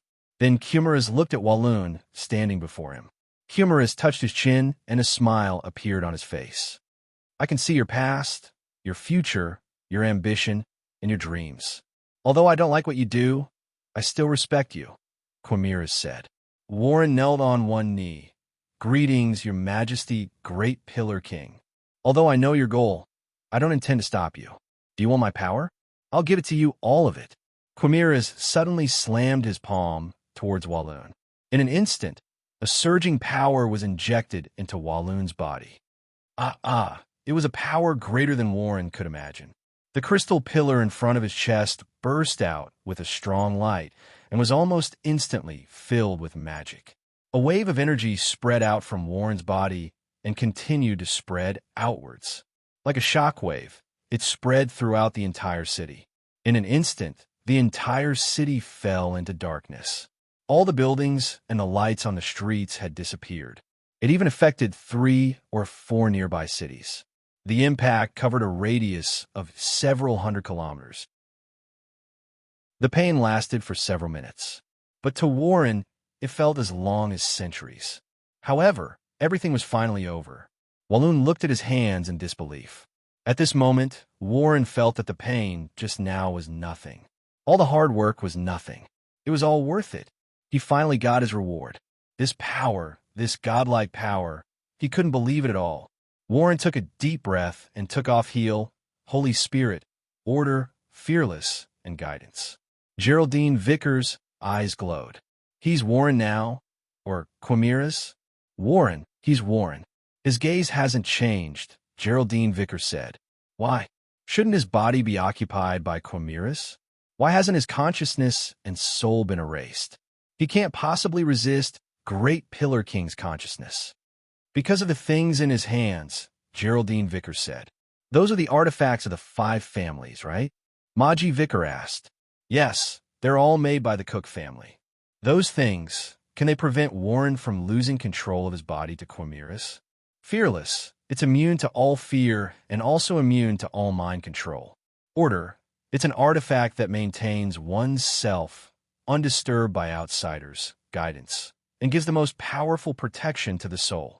Holy Spirit strengthens all attributes of self. Geraldine Vicker said, there's also heal, which doubles the power of the other 4 artifacts. So this is the reason why he took the 4 artifacts. To take Quimeras' power, but not be controlled by Quimeras. Although Walloon had calculated everything, he didn't expect that even though Quemelas was in soul form, he still couldn't be manipulated by Walloon. But he still succeeded? Quimeras' power was taken by him. No, Quimeras gave it to him. He didn't take it. At this moment, the 5 artifacts floated in front of Warren. Warren began to unleash unparalleled power. It was so powerful that it was shocking. Even Walloon himself was astonished. However, such a powerful force did not seem to be able to dry up. Great, this is the power. It's fascinating power. Under Warren's powerful power, the 5 artifacts began to gradually merge. What is he doing? Is he destroying the 5 artifacts? No. On the contrary, he's showing the true face of the artifacts, Geraldine Vickers said. True face? I don't understand. Your father once studied the artifact Holy Spirit in his hand. Geraldine Vickers' eyes lit up. He found that the Holy Spirit is actually incomplete. But the Holy Spirit has never been damaged since it appeared. How could it be damaged? So there's only one possibility. It's not that the master of a certain era destroyed the artifact, but the artifact has always been incomplete since it was created. The original purpose of the Cook family creating the 5 artifacts was to combine them into one. Maybe since 2,000 years ago, the Cook family has been waiting for this opportunity, Maji Vickers said. I really can't believe it. After waiting for 2,000 years for a huge plan to seize the power of a god, this plan has finally been completed in Warren's hands. He has the power of a god, and at the same time, he has a true divine artifact. No one in this world can defeat him. The 5 artifacts turned into a near-perfect golden armor and automatically put it on Warren's body. /35_ 9 Heaven's Divine Emperor. Chapter 1819. A halo appeared behind Walloon's head. Right now, he looked like a real god. No, not like. He was a god. Walloon exhaled the turbid air in his body. Brick looked at Sean, Bion, Zoran, and Erewhon. You already know my real goal, and you've completed the deal. Are you going to leave now? Or are you going to stop me? Walloon would not underestimate the 4 Pillar Kings. However, he was not afraid of them either. He was stronger than them. He could clearly feel the difference. Sean had a faint smile on his face. No need. His Majesty Quimeras said that we don't need to do anything. We only need to wait to return to heaven. Before that, please control us like His Majesty. Sean's smile was as dazzling as summer flowers. Walloon did not understand that he had Quimeras' power. However, he could not understand Quimeras' intentions. He did not understand his words either. He also did not understand what the 4 Pillar Kings meant. They already knew that he'd lied to them. However, they seemed to be a bit too generous. They had completely forgotten about the past and were still willing to be loyal to him. They had power, but no cultivation. It was awkward. Just then, a voice came from the back. The people from the Vrykul family must be crazy. Every time they come in and out, it's like they're taking a shower. It's like a water curtain cave. Chun Zhao combed his hair and shook off the water on his body. Everyone looked behind them and saw a few people walking out from the entrance of the cave. However, the combination of this group of people was really strange. 3 adults and a group of children. Who are you? Get out of here, Maji Vrykul yelled. Walloon waved his hand and said indifferently, Maji move. Walloon had already seen Nawat Singer. Clearly, they were here for revenge. Yes, Mr. Walloon. So ugly. Who designed this armor? Chen Zhao looked at the dazzling armor on Walloon. He really felt that it was ugly. Extremely ugly. Walloon's expression started to turn ugly. This was the masterpiece of the Cook family's ancestor. It was also a divine artifact that he was proud of. But now, it was being belittled by a stranger. What made him feel the most ashamed was that, now that everyone's eyes were on him, it made him feel even more ashamed. Warren clenched his fists. He felt like he was going to have a cerebral hemorrhage. But as soon as he got angry, the mana in his body surged like a tsunami. The four Pillar Kings frowned and took a step back, although they were not as powerful as the current Warren. However, they wouldn't be scared off by Warren's aura. It was just that Warren's strength had exceeded their expectations. Warren's current strength had already surpassed Quimera's. Edith's expression changed drastically. What a terrifying aura. Just the aura alone was enough to make him unable to resist it. Who will kill him? Warren asked indifferently. At this moment, Geraldine Vriku stepped forward. Mr. Warren, please give me a chance to express my loyalty to you. Warren nodded slightly. Go, don't let me down. Edith also took a step forward, looking like he was ready to die for justice. Geraldine, I didn't expect you to be a traitor. Edith knew Geraldine Vriku. Geraldine Vriku smiled disapprovingly. Stop talking. Just do it. If you can't even beat me, you'd better leave. I don't want to kill you. This was the only thing Geraldine Vriku could do. In your dreams, Edith growled.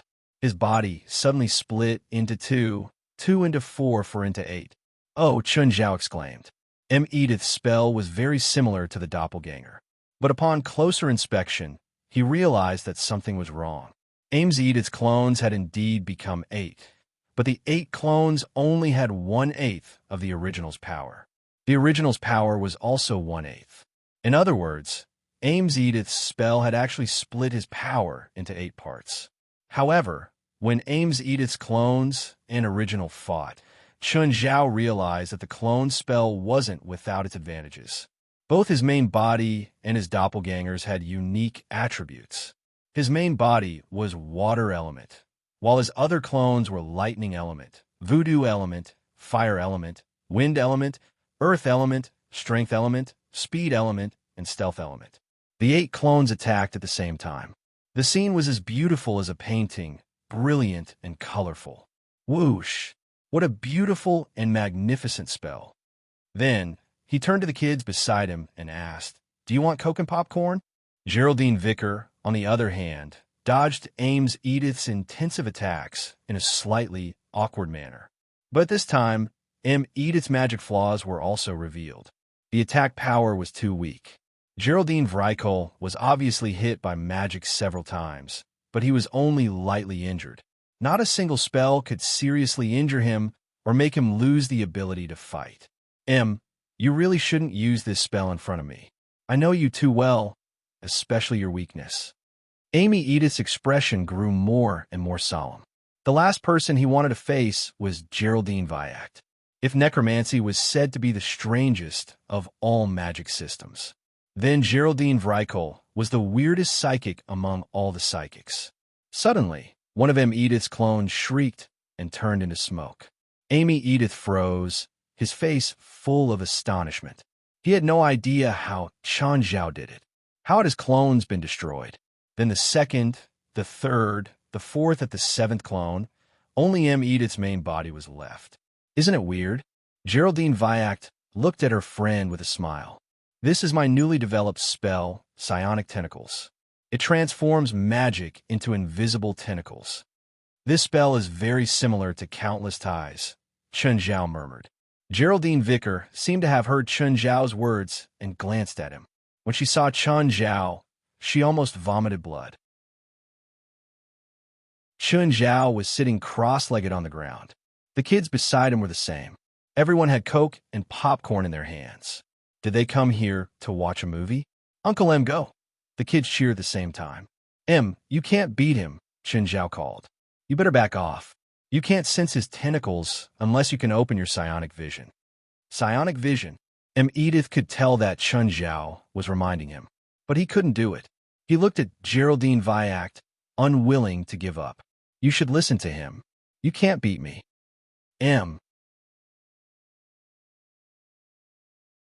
Chapter 1820. Edith was discouraged, but he was also desperate. He'd been pessimistic about this trip, especially after seeing Walloon's terrifying and peerless pressure. He no longer held any hope in this matter. Now, he couldn't even beat Geraldine Vrykol. He couldn't stop Walloon and take revenge. Edith couldn't see any hope. Geraldine Vrykol looked at Chun Zhao. Mister over there, do you think you can beat me? Any kid I send can beat you up. Do you believe me? Chun Zhao said casually. Geraldine Vrykol smiled, but didn't say anything. She looked at Chun Zhao calmly. Kilo, stand up and beat him up, Chun Zhao said. Kilo, who was happily eating popcorn and sipping Coke, heard the bad news in the blink of an eye. Uncle, you want to go? Yeah, go. Teach him a lesson for me. Everyone was stunned by Chun Zhao's decision. How could such a young boy defeat Geraldine? Do you believe me? Chun Zhao asked seriously. Kilo didn't believe him, but he couldn't say it. He looked at Chun Zhao with a troubled expression. Good. I'll take it that you agree if you don't say anything. Chun Zhao grabbed Kilo's shoulder. Go. Kilo was thrown before Geraldine Vrykol. For a moment, Kilo didn't know what to do. Chun Zhao sat cross-legged and supported his face with one arm. Smiling, he looked at Kilo. In Chun Zhao's small world, spiritual chi was silently seeping into Kilo's body. Others couldn't, but Kilo could. Because Kilo was an enhancer, his body was stronger than normal people. Of course, Chun Zhao didn't drink too much. Edith's face was green. Mr. Chun, what are you doing? Are you sending your child to die? Just because you lost doesn't mean others will. Chun Zhao glanced at him and then at Kilo. Kilo, beat him up. Don't give me face. Kilo was helpless. Facing the powerful Geraldine Vrykol, he could only brace himself. Huh. Kilo raised his arm and hammered at Geraldine Vyact. There was a smile on Geraldine Vrykol's face. Her psionic tentacles had already wrapped around Kilo's limbs. Kaluo suddenly felt his limbs grow sluggish, but it didn't affect his movements. Crow suddenly exerted his strength and punched Geraldine Vyact. Geraldine Vrykol's expression changed drastically, and he hurriedly put up a barrier in front of him. Sizzle. Crow's fist slammed into the wall, producing a sharp, ear-piercing sound. Everyone had an uncomfortable expression on their faces. Then he saw the barrier in front of Geraldine Vrykol was falling apart rapidly. What great power!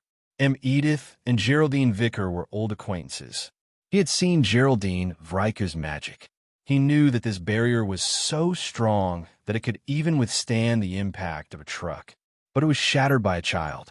Kilo's momentum had weakened, but he was still as ferocious as ever. It landed heavily on Geraldine's face. Geraldine Vrykol covered her face and sat on the ground, astonishment written all over her face. Everyone else had the same expression. Astonishment. Including Kilo, they all had the same expression. So weak. Tilting his head, Kilo looked at Geraldine Vrykol. This sentence not only embarrassed Geraldine Vicker, but it also embarrassed Edith. After all, he'd been defeated by Geraldine Vrykol. Kilo turned his head to look at Chun Zhao. Clap. Chun Zhao led the applause, and the other children followed. Kilo was instantly filled with energy. Kilo, be more arrogant, Chun Zhao called. Come on, you minions. Kilo made an indecent gesture. Fuck, don't give me the middle finger, Chun Zhao immediately shouted. Geraldine Vrykol's face darkened. These people were too arrogant. Saying that, he was about to walk forward, but Geraldine Vrykol stopped him. You can't beat him, Geraldine Vrykol said. Geraldine Vrykol was also surprised. He didn't feel that Kilo was very powerful. Yet, Kilo could ignore his magic. He didn't get any answers from Kilo either. Just then, Bion walked out. Brat, let me exchange a move with you. As long as you can survive my attack, I will admit defeat. Just like before, Byron became younger with every step he took. At the same time, He also emitted a horrifying pressure. Compared to Geraldine Vrykul, his pressure was 10 times, 100 times stronger. Ames Edith's expression turned solemn. Kilo also took a step back unconsciously. Unlike Wallen, who almost enveloped the area with his aura, Bion's aura was very directional. When everyone looked at Bion, it was as if they were looking at a ruin. The children beside Chun Zhao all shut their mouths. They were also shocked by Bion's power. Kilo, come back, Chun Zhao called. Kilo had been strengthened by Chun Zhao, but it was very limited. He definitely couldn't fight an enemy of this level. The enemy before him was definitely in the Shangqing state. He wasn't much weaker than Zhang Tianyi. Just as Chun Zhao was about to stand up, Nawat said, "Let me do it." "You?" Chun Zhao frowned at her. "I don't have much time," Nawat said.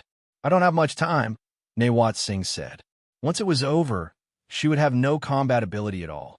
Once the duration of the mirror image magic was over, she would have no combat strength to speak of. Chun Zhao thought for a moment, nodded, and sat back down. With each step, she also grew a bit larger. Similarly, with every step she took, her figure grew a little larger. Her skin glowed with a golden light. Edith's face was filled with shock. At the moment, Nawat's seemed to be a different person. That shocking pressure was actually on par with Byron's. Nawat Singh was also taking a gamble. At this moment, Okula Singh, Barbara Rush, and Domingo rushed over. Their arrival didn't attract much attention. They were quietly observing the situation. Everyone's gaze was on Nawat Singh. Wallen narrowed his eyes at Nawat's. She was so powerful. He'd lost her last time. This woman was Okula's older sister. But where did she get such great power from? She could actually be on par with Bion, even if it was only temporary. It was still unbelievable. Who was Bion? He was the Northern Pillar King. Chapter 1821. Bion looked at Nawats in surprise. He also didn't expect someone to be on par with him, even if it was just in terms of aura. It was still unbelievable. "Come," Bion said calmly. Nawats didn't hold back. She had already tried her best, but the more she tried, the more she felt that the person before her was powerful and undefeatable. He had reached an inhuman level. Nawats didn't have any extra flourishes. It was just a simple punch. It came crashing down with the pressure of Mount Tai. Admiration flashed in Bion's eyes. He suddenly pushed his palms forward. A dazzling impact shot out from Bion's palms. The impact instantly drowned Nawats. The impact shot toward the back of Nawats like a hot knife through butter all the way to the mountain wall. The mountain wall was blasted apart, and tens of thousands of tons of rubble poured down in torrents. Everyone was shocked by this attack. Okula's heart tightened. In the next instant, Nawat Singh broke through the light and stood above Bion. She raised her hand and punched down. It smashed heavily onto Bion's head. Bion was sent flying, leaving a ditch on the ground. Nawat stood where she was, panting heavily. Bion stood up too. Half of his face was almost deformed. One could imagine how much damage that attack had done to him. However, Bion's sunken cheeks were quickly filled with blood. After spitting out some blood, Bion's face had basically returned to normal. Edith's face was completely pale. Even Nawat's, who had been so powerful, wasn't Bion's match. On the other hand, Byron was unscathed after suffering such a heavy blow. Bion wasn't angry. Instead, he was even more shocked. He saw that Nawat's aura was weakening. In fact, he'd already felt that while Nawat's had a strong aura, her foundation was rather weak. However, the battle prowess that she displayed was refreshing. Still a little lacking. Bion stood before Nawat's and shook his head. He said regretfully, "What a pity. She's such a junior." "Yeah, it's still not enough." Chun Zhao finally stood up. Even if Nawats gave it his all, he was still a far cry from Bion. Okula's face was filled with worry. After all, that was her older sister. Byron looked up and saw Chun Zhao walking toward him. Chun Zhao's aura was weak, so weak that it was almost undetectable. Byron narrowed his eyes at Chun Zhao, who had his hands in his pockets. Byron pointed at Nawats and looked at Chun Zhao. Do you want to save her? No need. You can't kill anyone in front of me. Byron sneered.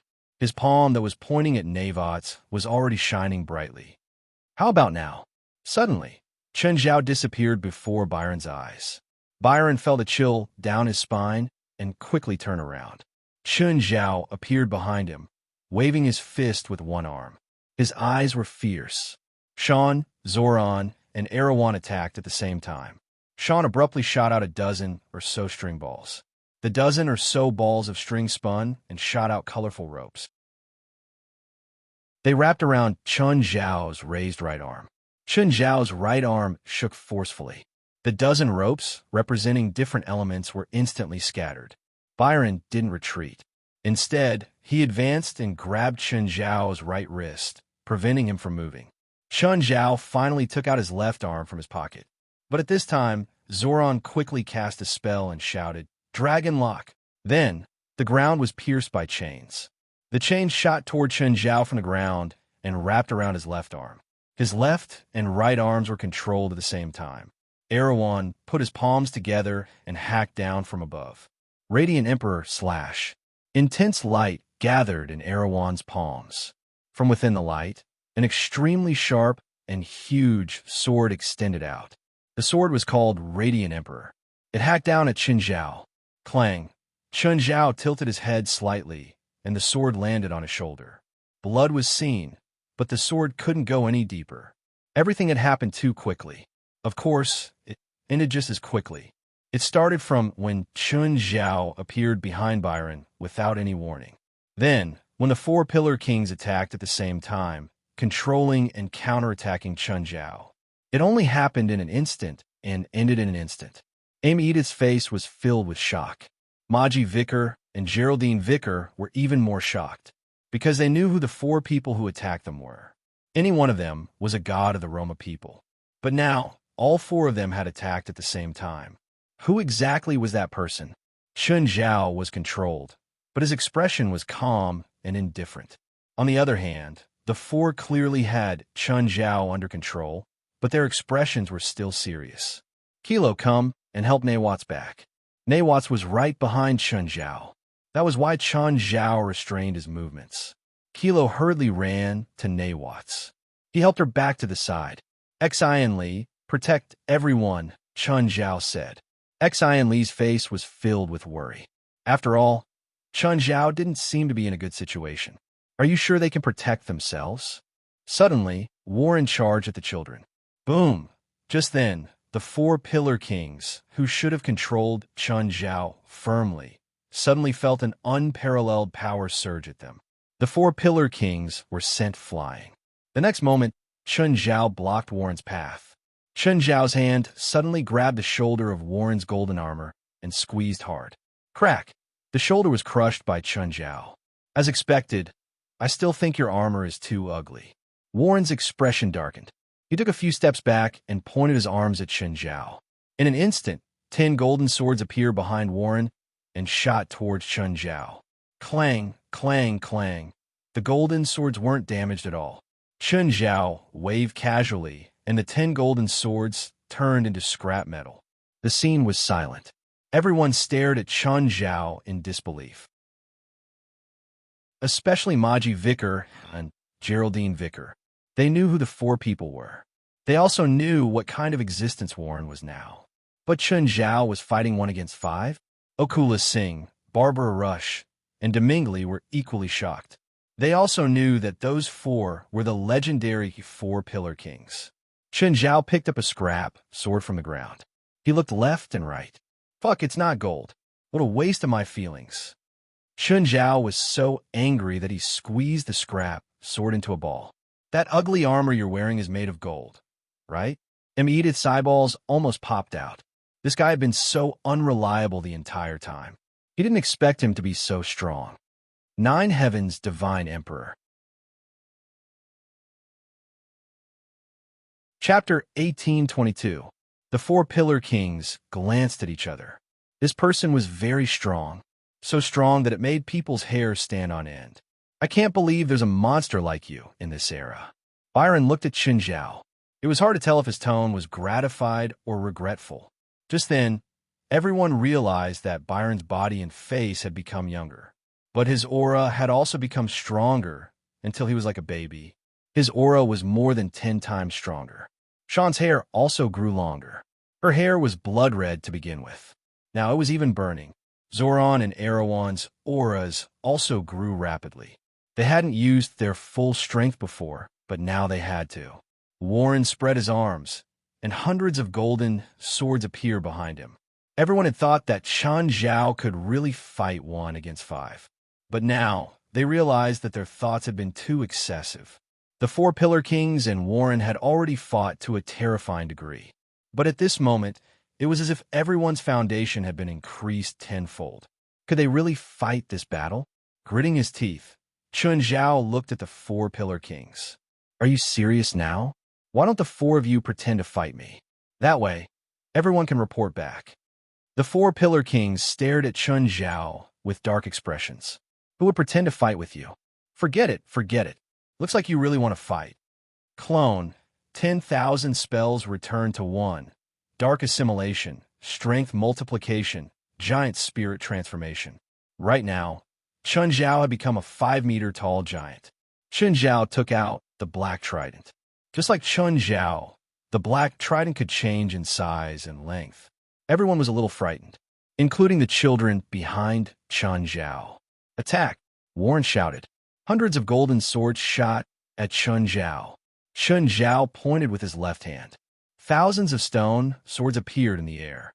The scene was much more majestic than hundreds of golden swords. The 4 Pillar Kings attacked Chen Zhao at the same time.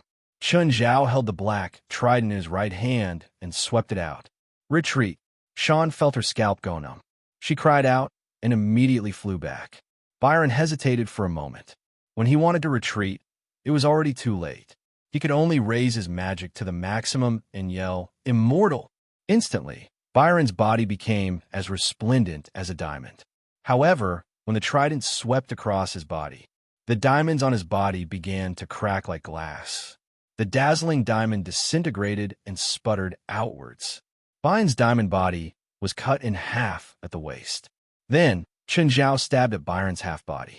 Byron's head exploded like a watermelon. Immediately afterward, all of Byron's fragments burst into a bright light that soared into the sky.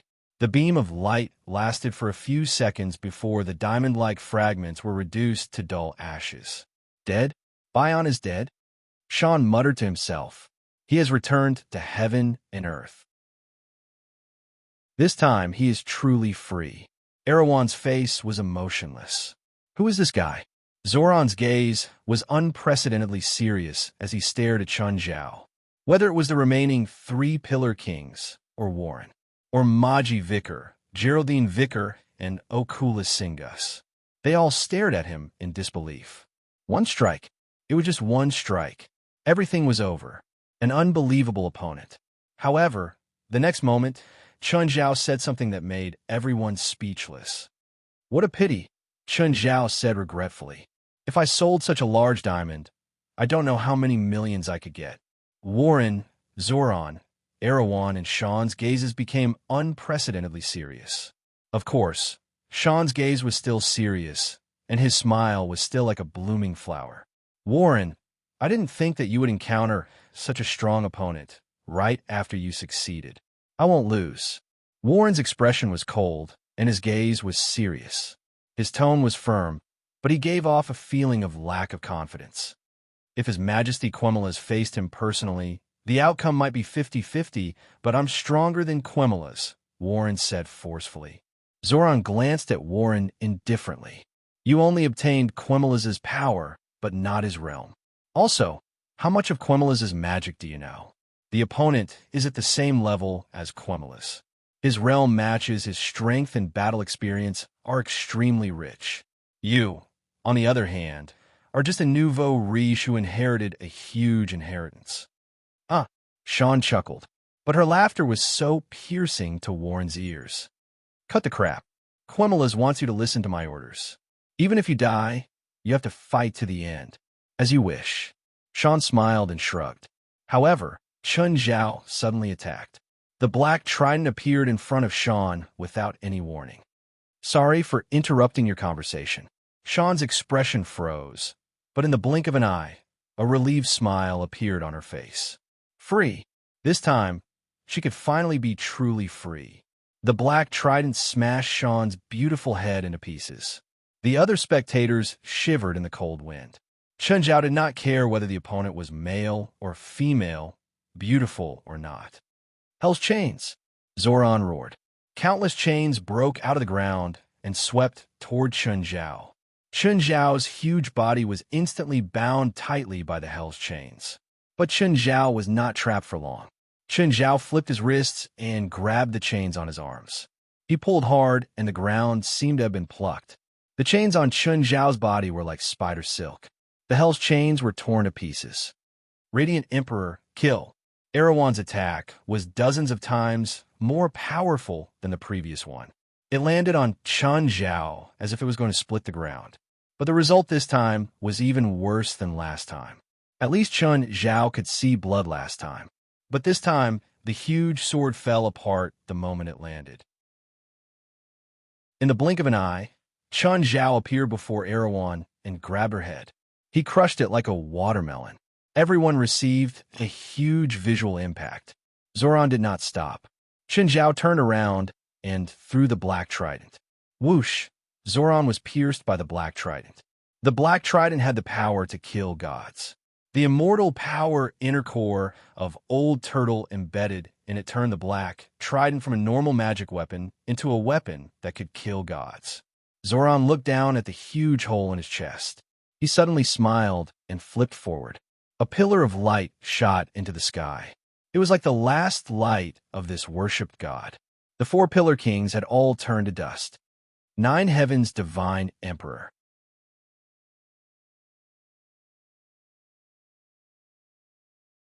Chapter 1823. The black trident was stuck in the ground. Chen Zhao didn't take it back. He turned to look at Warren and grinned. You look really ugly, but it looks like you can take a beating. You think you can beat me? Warren was both shocked and angry. He looked at Chen Zhao with some fear in his eyes. But Warren clearly wasn't going to give up. Waylon's body suddenly enlarged. No, it wasn't just enlarging, it was the armor on his body that was enlarging.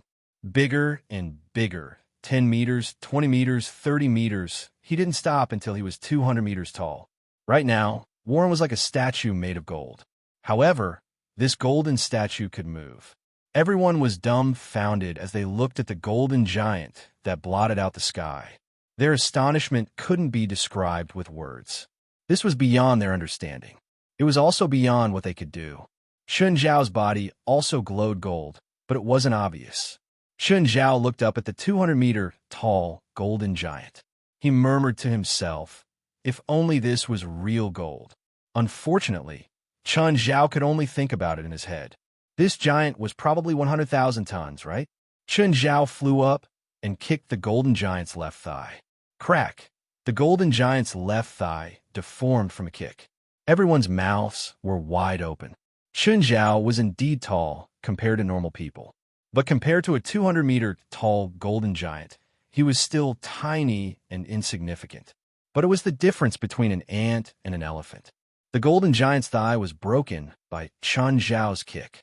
The moment the golden giant lost its balance, it reached out to slap Chen Zhao in the air. But the next moment, Chen Zhao grabbed the golden giant's body and threw it over his shoulder. Rumble. Everyone's mouths were wide open. Barbara Rush gulped. She was provoking him just now, right? She must have been blessed by God. She actually didn't get killed. Nawat's Singh lay on the ground weakly. But she was also watching the battle. To her, this was the most shocking. Now, she finally understood how big the difference between her and Chen Zhao was. Even though they had the same abilities, there was a fundamental difference between them. This gap couldn't be bridged at all. She had been wondering if she could borrow a fraction of Chen Zhao's power with mirror magic. Would she be able to do that? Only now did she understand. How much was that? 1%? Or 1 in 1,000? Xin clutched her chest. She tried her best to imagine how powerful Chen Zhao would be after adopting them. But she had never thought that Chen Zhao would display such a shocking side. As for Warren's men, Maji Vrykol and the others, they couldn't describe their astonishment. The four Pillar Kings were all dead. They were practically tortured to death by Chun Zhao. Although their battle was shocking, it was not soul-stirring. Warren, who'd inherited Quimir's power, was also suppressed. Bang! A huge golden arm flew up. Roar! The golden giant let out a strange cry as Chun Zhao pressed it against the ground. Chun Zhao flew up and then dove down, landing heavily on the golden giant's chest. The golden giant couldn't get up in time and was once again blasted to the ground. The golden giant's chest had already caved in. Bang! Rumble! The golden giant finally lay motionless on the ground. Chun Zhao went up and twisted the golden giant's neck. Then he punched the golden giant's head. The golden giant's head was severely deformed. Chun Zhao punched a few more times, each with endless power. Finally, the metal shell was destroyed beyond recognition. Chun Zhao saw Warren, who was hiding inside. Warren stared at Chun Zhao in shock and anger. "You damn bastard. I haven't lost yet." Chun Zhao went up and pried open the metal. Warren was completely exposed before Chun Zhao. Warren fought back again. Countless golden swords shot at Chun Zhao. At the same time, he turned to leave. But Chun Zhao dodged and blocked Warren's figure. With a dragon tail whip, Warren was smashed into the ground heavily. "Maji, Geraldine, do it!" Warren roared. Warren wanted Maji Vrykul and Geraldine Vrykul to attack. Of course, he wasn't targeting Chun Zhao. 100 of them wouldn't be enough for Chun Zhao. Warren wanted the two of them to attack the kids. This was to distract Chun Zhao. Maji Vrykul and Geraldine Vrykul glanced at each other. After a slight hesitation, they were about to attack the kids. But just then, a huge figure crawled out of the darkness. It was a completely black beast with wings on its back. There wasn't a single bit of skin on its body. It emitted a dangerous aura and protected the kids behind it. Maji Vrykul and Geraldine Vrykul were helpless. This black beast was most likely related to Chun Zhao. Chun Zhao smashed Warren before the kids with a punch. Warren jumped up and immediately wanted to harm the kids. Just then, Chun Zhao stepped over and pressed him to the ground. Chun Zhao tore off Warren's armor, but the armor was torn off along with his bones and flesh. But after Chun Zhao tossed the armor part away, it flew back and stuck to Warren's body. "I hate these unkillable cockroaches." Chun Zhao waved his hand. The black trident that had been hundreds of meters away flew back into his hand. Chun Zhao stabbed the black trident into Warren's abdomen. "Wah! Warren let out a tragic scream. The black trident pierced into his body, causing his powerful recovery ability to lose its effect. Even a holy armor couldn't protect him. This time, Chun Zhao easily took off Warren's helmet. He looked up at Xinli Singh.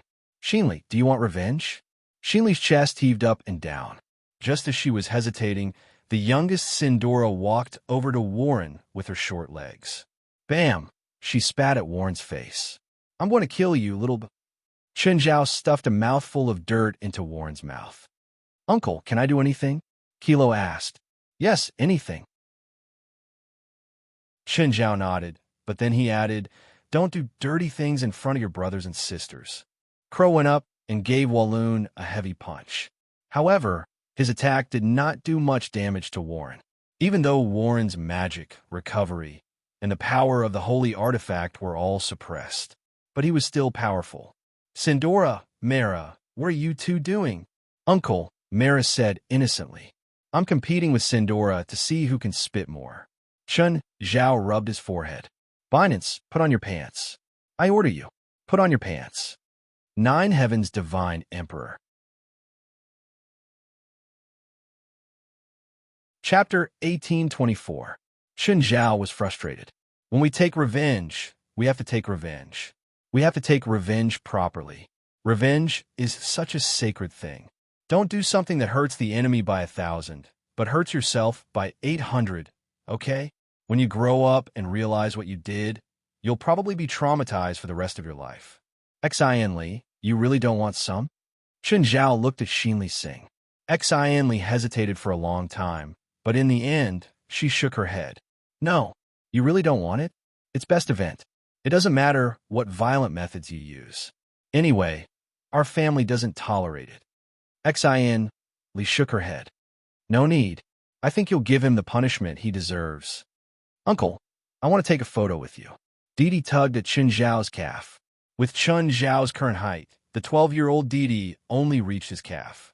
Chen Zhao reached out and had Didi stand on his hand. Then he held Didi. Chun, should we finish this earlier? I really need an ambulance now. Not Sing endured the pain all over her body. Her body was already overloaded from the attack she'd used. If Chen Zhao and the kids kept delaying, she'd have to go to the morgue. Fine. Chen Zhao lifted the black trident. Warren was still strung on the tip. I'll go talk to him about life. Chen Zhao carried Warren and disappeared before everyone. A while later, a pillar of light shot into the sky. After a while, Chen Zhao returned. There were still bloodstains on the black trident. Xianli glanced at Chen Zhao, but didn't say anything. Chen Zhao removed the spell on him. Kilo, carry knots. Uncle, why me? Kilo lowered his head, not daring to look at Chen Zhao. Because you're strong. Otherwise, who would carry you? Your sister or brother? Chen Zhao said matter-of-factly. Let me do it. Edith said. I'm only good for this. Knots rolled her eyes at Chen Zhao. She pointed at Maji and the others. What about them? How? Kill them all? It's up to you. Navots glanced at Okula Singh. Forget it. Their master is dead anyway.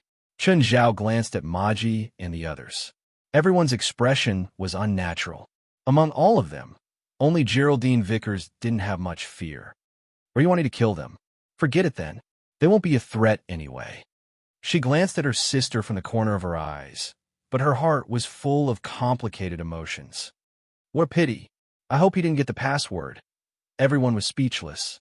No wonder when he had killed the 4 Pillar Kings. He had been so ruthless, yet he had not shown any signs of holding back. Killing Warren and avoiding everyone else? Xianli, the lives of everyone on the bus are in your hands. Uncle, I haven't gotten my license yet. I can only take it next year. Xian, Li didn't know what to do. It's okay. You can practice on all of us. It'll be easier for you to get your driver's license. Chun, I feel like all the bones in my body are broken. Can you send me to the hospital safely? Don't worry. I believe in Xian Li. You know she can drive? She steals the steering wheel in the garage every night. I think Xian Li has the heart of a racer. Xian Li was too ashamed to show her face. She did like sports cars, but she also knew that she couldn't drive without a license. Plus, she had just arrived, so she had to keep a low profile. So, she would secretly touch the steering wheel every day. In the end, Chen Zhao, the unscrupulous parent, exposed her. If you can send Nawats to the hospital and send us back to the hotel safely, I'll buy you a car for your 16th birthday. Xian Li's face was filled with surprise and anticipation. The citywide blackout had already been completely restored. Chen Zhao looked at the night view, entering a rare moment of peace. Before Chen Zhao killed Walloon, he'd sensed something in his body. After Quemela's came out of Warren's body, only then did Chen Zhao understand that it was a connection between the same kind. Quemela's was a man of God in that era. Quemela's had lived for 300 years. Of course, if there were no accidents, he could have lived even longer. They had a short conversation. In any era, someone like Quemela's would be considered a madman. Of course, Chen Zhao didn't think of a madman as someone who killed and burned everywhere or had the ambition to rule the world. It was a kind of idealistic madness. Of course, Quemela's would kill too. If someone stopped his intentions or thoughts, he would probably kill too. However, in that era, he was an absolute king and an absolute powerhouse. Because of this, he felt lonely. Chen Zhao was pretty much invincible now, but he didn't feel lonely. Perhaps it was because there were too few entertainment programs in that era. If he could watch Victoria's Secret every night, he probably wouldn't be lonely. Of course, Quemela's idealistic and goal were very pure. He wanted to create a perfect world, but not the real world. A perfect world of death. In the East, the underworld was the example.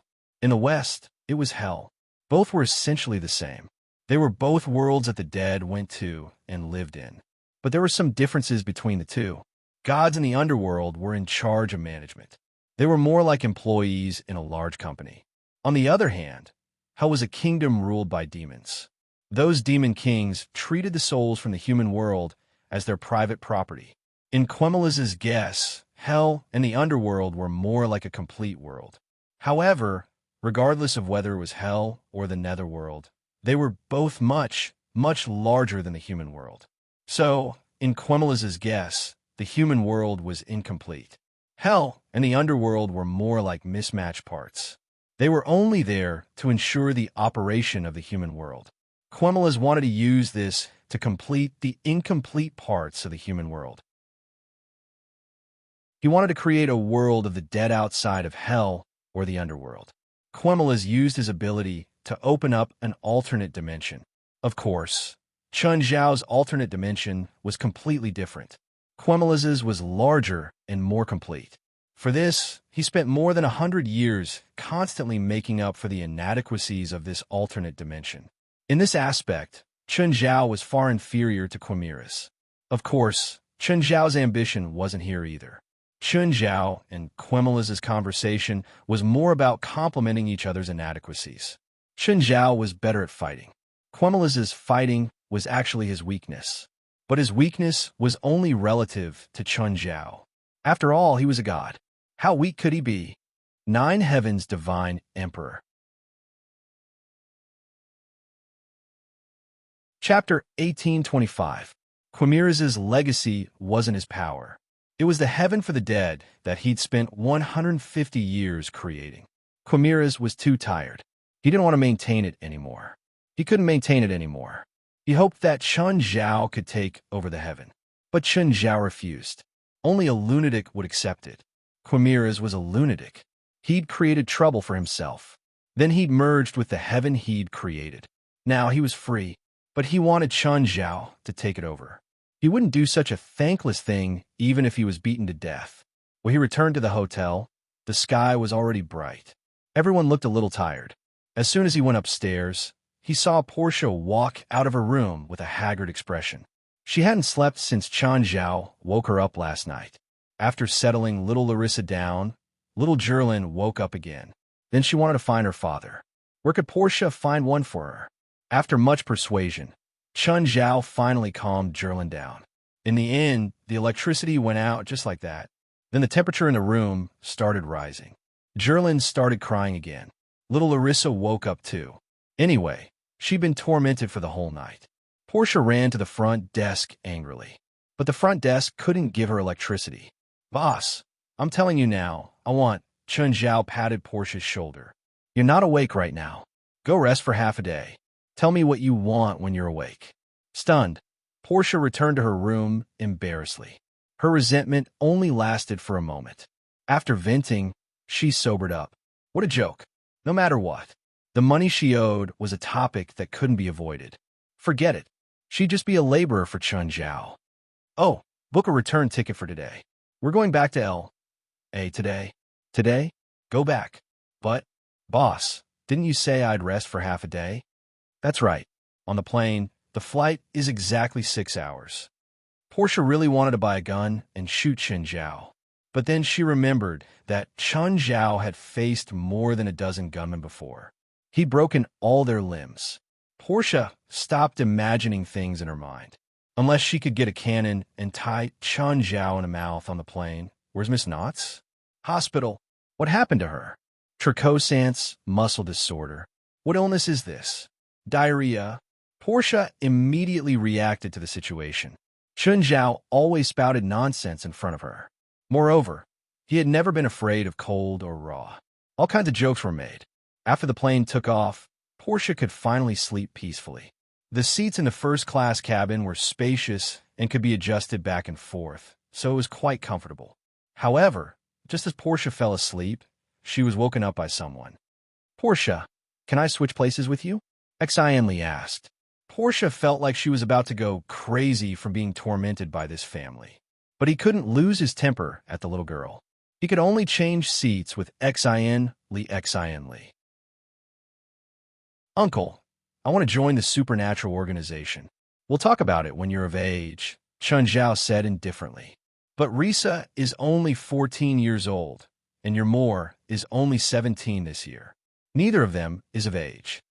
When Xin Li and Lisa met for the first time, there was a little conflict. However, the two girls were about the same age, so they soon talked about everything. Xin Li had heard that there was a Tower of Trials in the supernatural organization. Only people in the organization had the right to use it. To become stronger, one had to challenge the Tower of Trials again and again. To join the supernatural organization, one had to agree with Chun Zhao. Risa was once a captive. Moore is older than me in the organization, Chun Zhao said indifferently. The supernatural organization doesn't accept people anymore unless you have some value. Your main cultivation system is curses. Even if you were 10 times stronger, you still wouldn't be able to join the organization, let alone the current you. I can start as an outer member. If you can get into a famous university, I'll consider agreeing to your request. But studying isn't my strong suit. Then try to make it your strong suit. Chun Zhao's attitude was businesslike. Xin Li stared at Chun Zhao, annoyed. She wanted to become stronger. She didn't want to be as weak and powerless as before. The power that she'd once been proud of was so powerless in the face of any change. I don't want to go to university. You should know that my interest isn't in studying. I won't force any child to take the same exam. Even if you don't want to go to university, that's fine. I'm just stating my request. Accept or reject, I won't ask, Chun Zhao said matter-of-factly. Of course, you still have to go to school. After all, I don't want to be sued by the Underage Protection Association. Chun Zhao wasn't someone who only cared about grades, but he believed in one saying, going to university could broaden one's horizons, not to mention those who dropped out of school and succeeded. In fact, those who went to university had a higher chance of success. Chun Zhao didn't care how good his children were or how smart they were. But at least in a situation where it was within his power, Chun Zhao didn't want their impulsiveness to affect their future. Chun Zhao also didn't care if she was a successful businesswoman or a witch in the supernatural world. But the supernatural organization's circle was too small. If Chun Zhao asked Xinli Sing to join them now, then her future vision would most likely be limited to the supernatural organization. Even if Xin Li said she wanted to travel around the world, Chun Zhao wouldn't object. One's horizons determined one's height. Even a super genius wouldn't be able to achieve anything if he was locked in a small village. He wouldn't be able to achieve anything because his horizons were only limited to the village. How about this? If you can stay in high school for 3 years, I'll give you a mana potion. If you get into a university, I'll get a list to find the cursed magic book you need. If you get into a famous university, I'll allow you to join the supernatural organization. What do you think of this deal? But my grades are terrible. I can hire a teacher to tutor you. Oh, right. I'll arrange for you to go to school next semester. You still have a lot of free time now. I can hire a tutor for you. Tutor? Xin Li shuddered. I don't want a tutor ever. Portia should be able to do this job, Chun Zhao murmured. Portia, who didn't know what was going on, shivered. Why do I suddenly feel cold? Is there something wrong with the cabin's temperature? Chapter 1826. On the way home. Portia, I've thought about it. I'm going to give you a raise. Portia, who was driving, jumped in fright for no reason. She almost drove Chun Zhao's new car into a ditch. Chun Zhao would never love someone for no reason, nor would he give her warmth for no reason. Most of the time, Chun Zhao would throw out a piece of meat first. Then there would be a huge hole under the meat. It had always been like this. Boss, I'm very satisfied with my current salary. Portia's expression was stiff. She was considering if she should just drive the car to the beach and die with Chun Zhao. Chun Zhao looked at Portia, who immediately averted his gaze. Boss, I'm driving. Don't disturb me. I plan to cancel your current debt in half a year. Since you don't want it, forget it. Chun Zhao turned and moved to the back. Portia was stunned. Boss, let's continue our conversation. However, Chun Zhao put on airs this time. He didn't say anything to Portia until the car entered the garage of Mingyue Villa. Boss, you said you'll cancel my debt in half a year. You have to keep your word. You might not be willing to do the work I give you. Who said that? I'm happy to do it. Shinli will start school in February next year. Her grades are a mess right now. I need you to tutor her so she can at least reach the level of her peers. It was indeed a trap. Portia accepted the task with tears in her eyes. After returning to Mingyue Villa, some children were full of energy, while others were exhausted. Chen Zhao and Portia packed their luggage. A while later, Fei Lai came back too. Portia immediately felt like she was unnecessary. Chen Zhao and Fei Lai cuddled together as if there was no one else around. Fei Lai, did you ask for leave today? It was only 1 in the afternoon. Fei Lai was actually back. No, L.A. issued a tide warning today. There'll be huge waves in the next few days, so Angel Beach is temporarily closed. How was your trip? Fei Lai asked. Not bad. It's just that Knots went to the hospital again. Beside her, Portia rolled her eyes. Play. Chen Zhao went to Minneapolis and stayed there for 1 night. Then he took a plane back in the morning. You call this play? But to Chen Zhao, it was indeed play, because they ran out at night. No one knew what they were going to do. If they were going to do business, then why would they bring a group of children? Is it settled? Yes, it's done. Chen Zhao nodded. Call the people from the association. Let's have a party tonight. Yes. Chen Zhao nodded.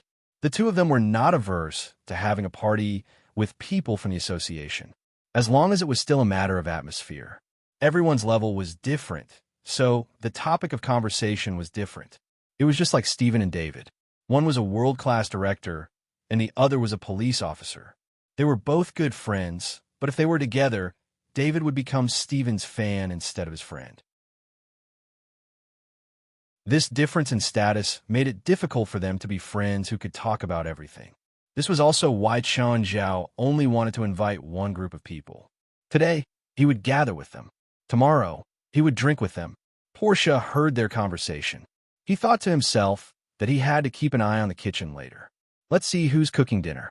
Portia now had a grudge against the chefs of the Bright Moon Villa.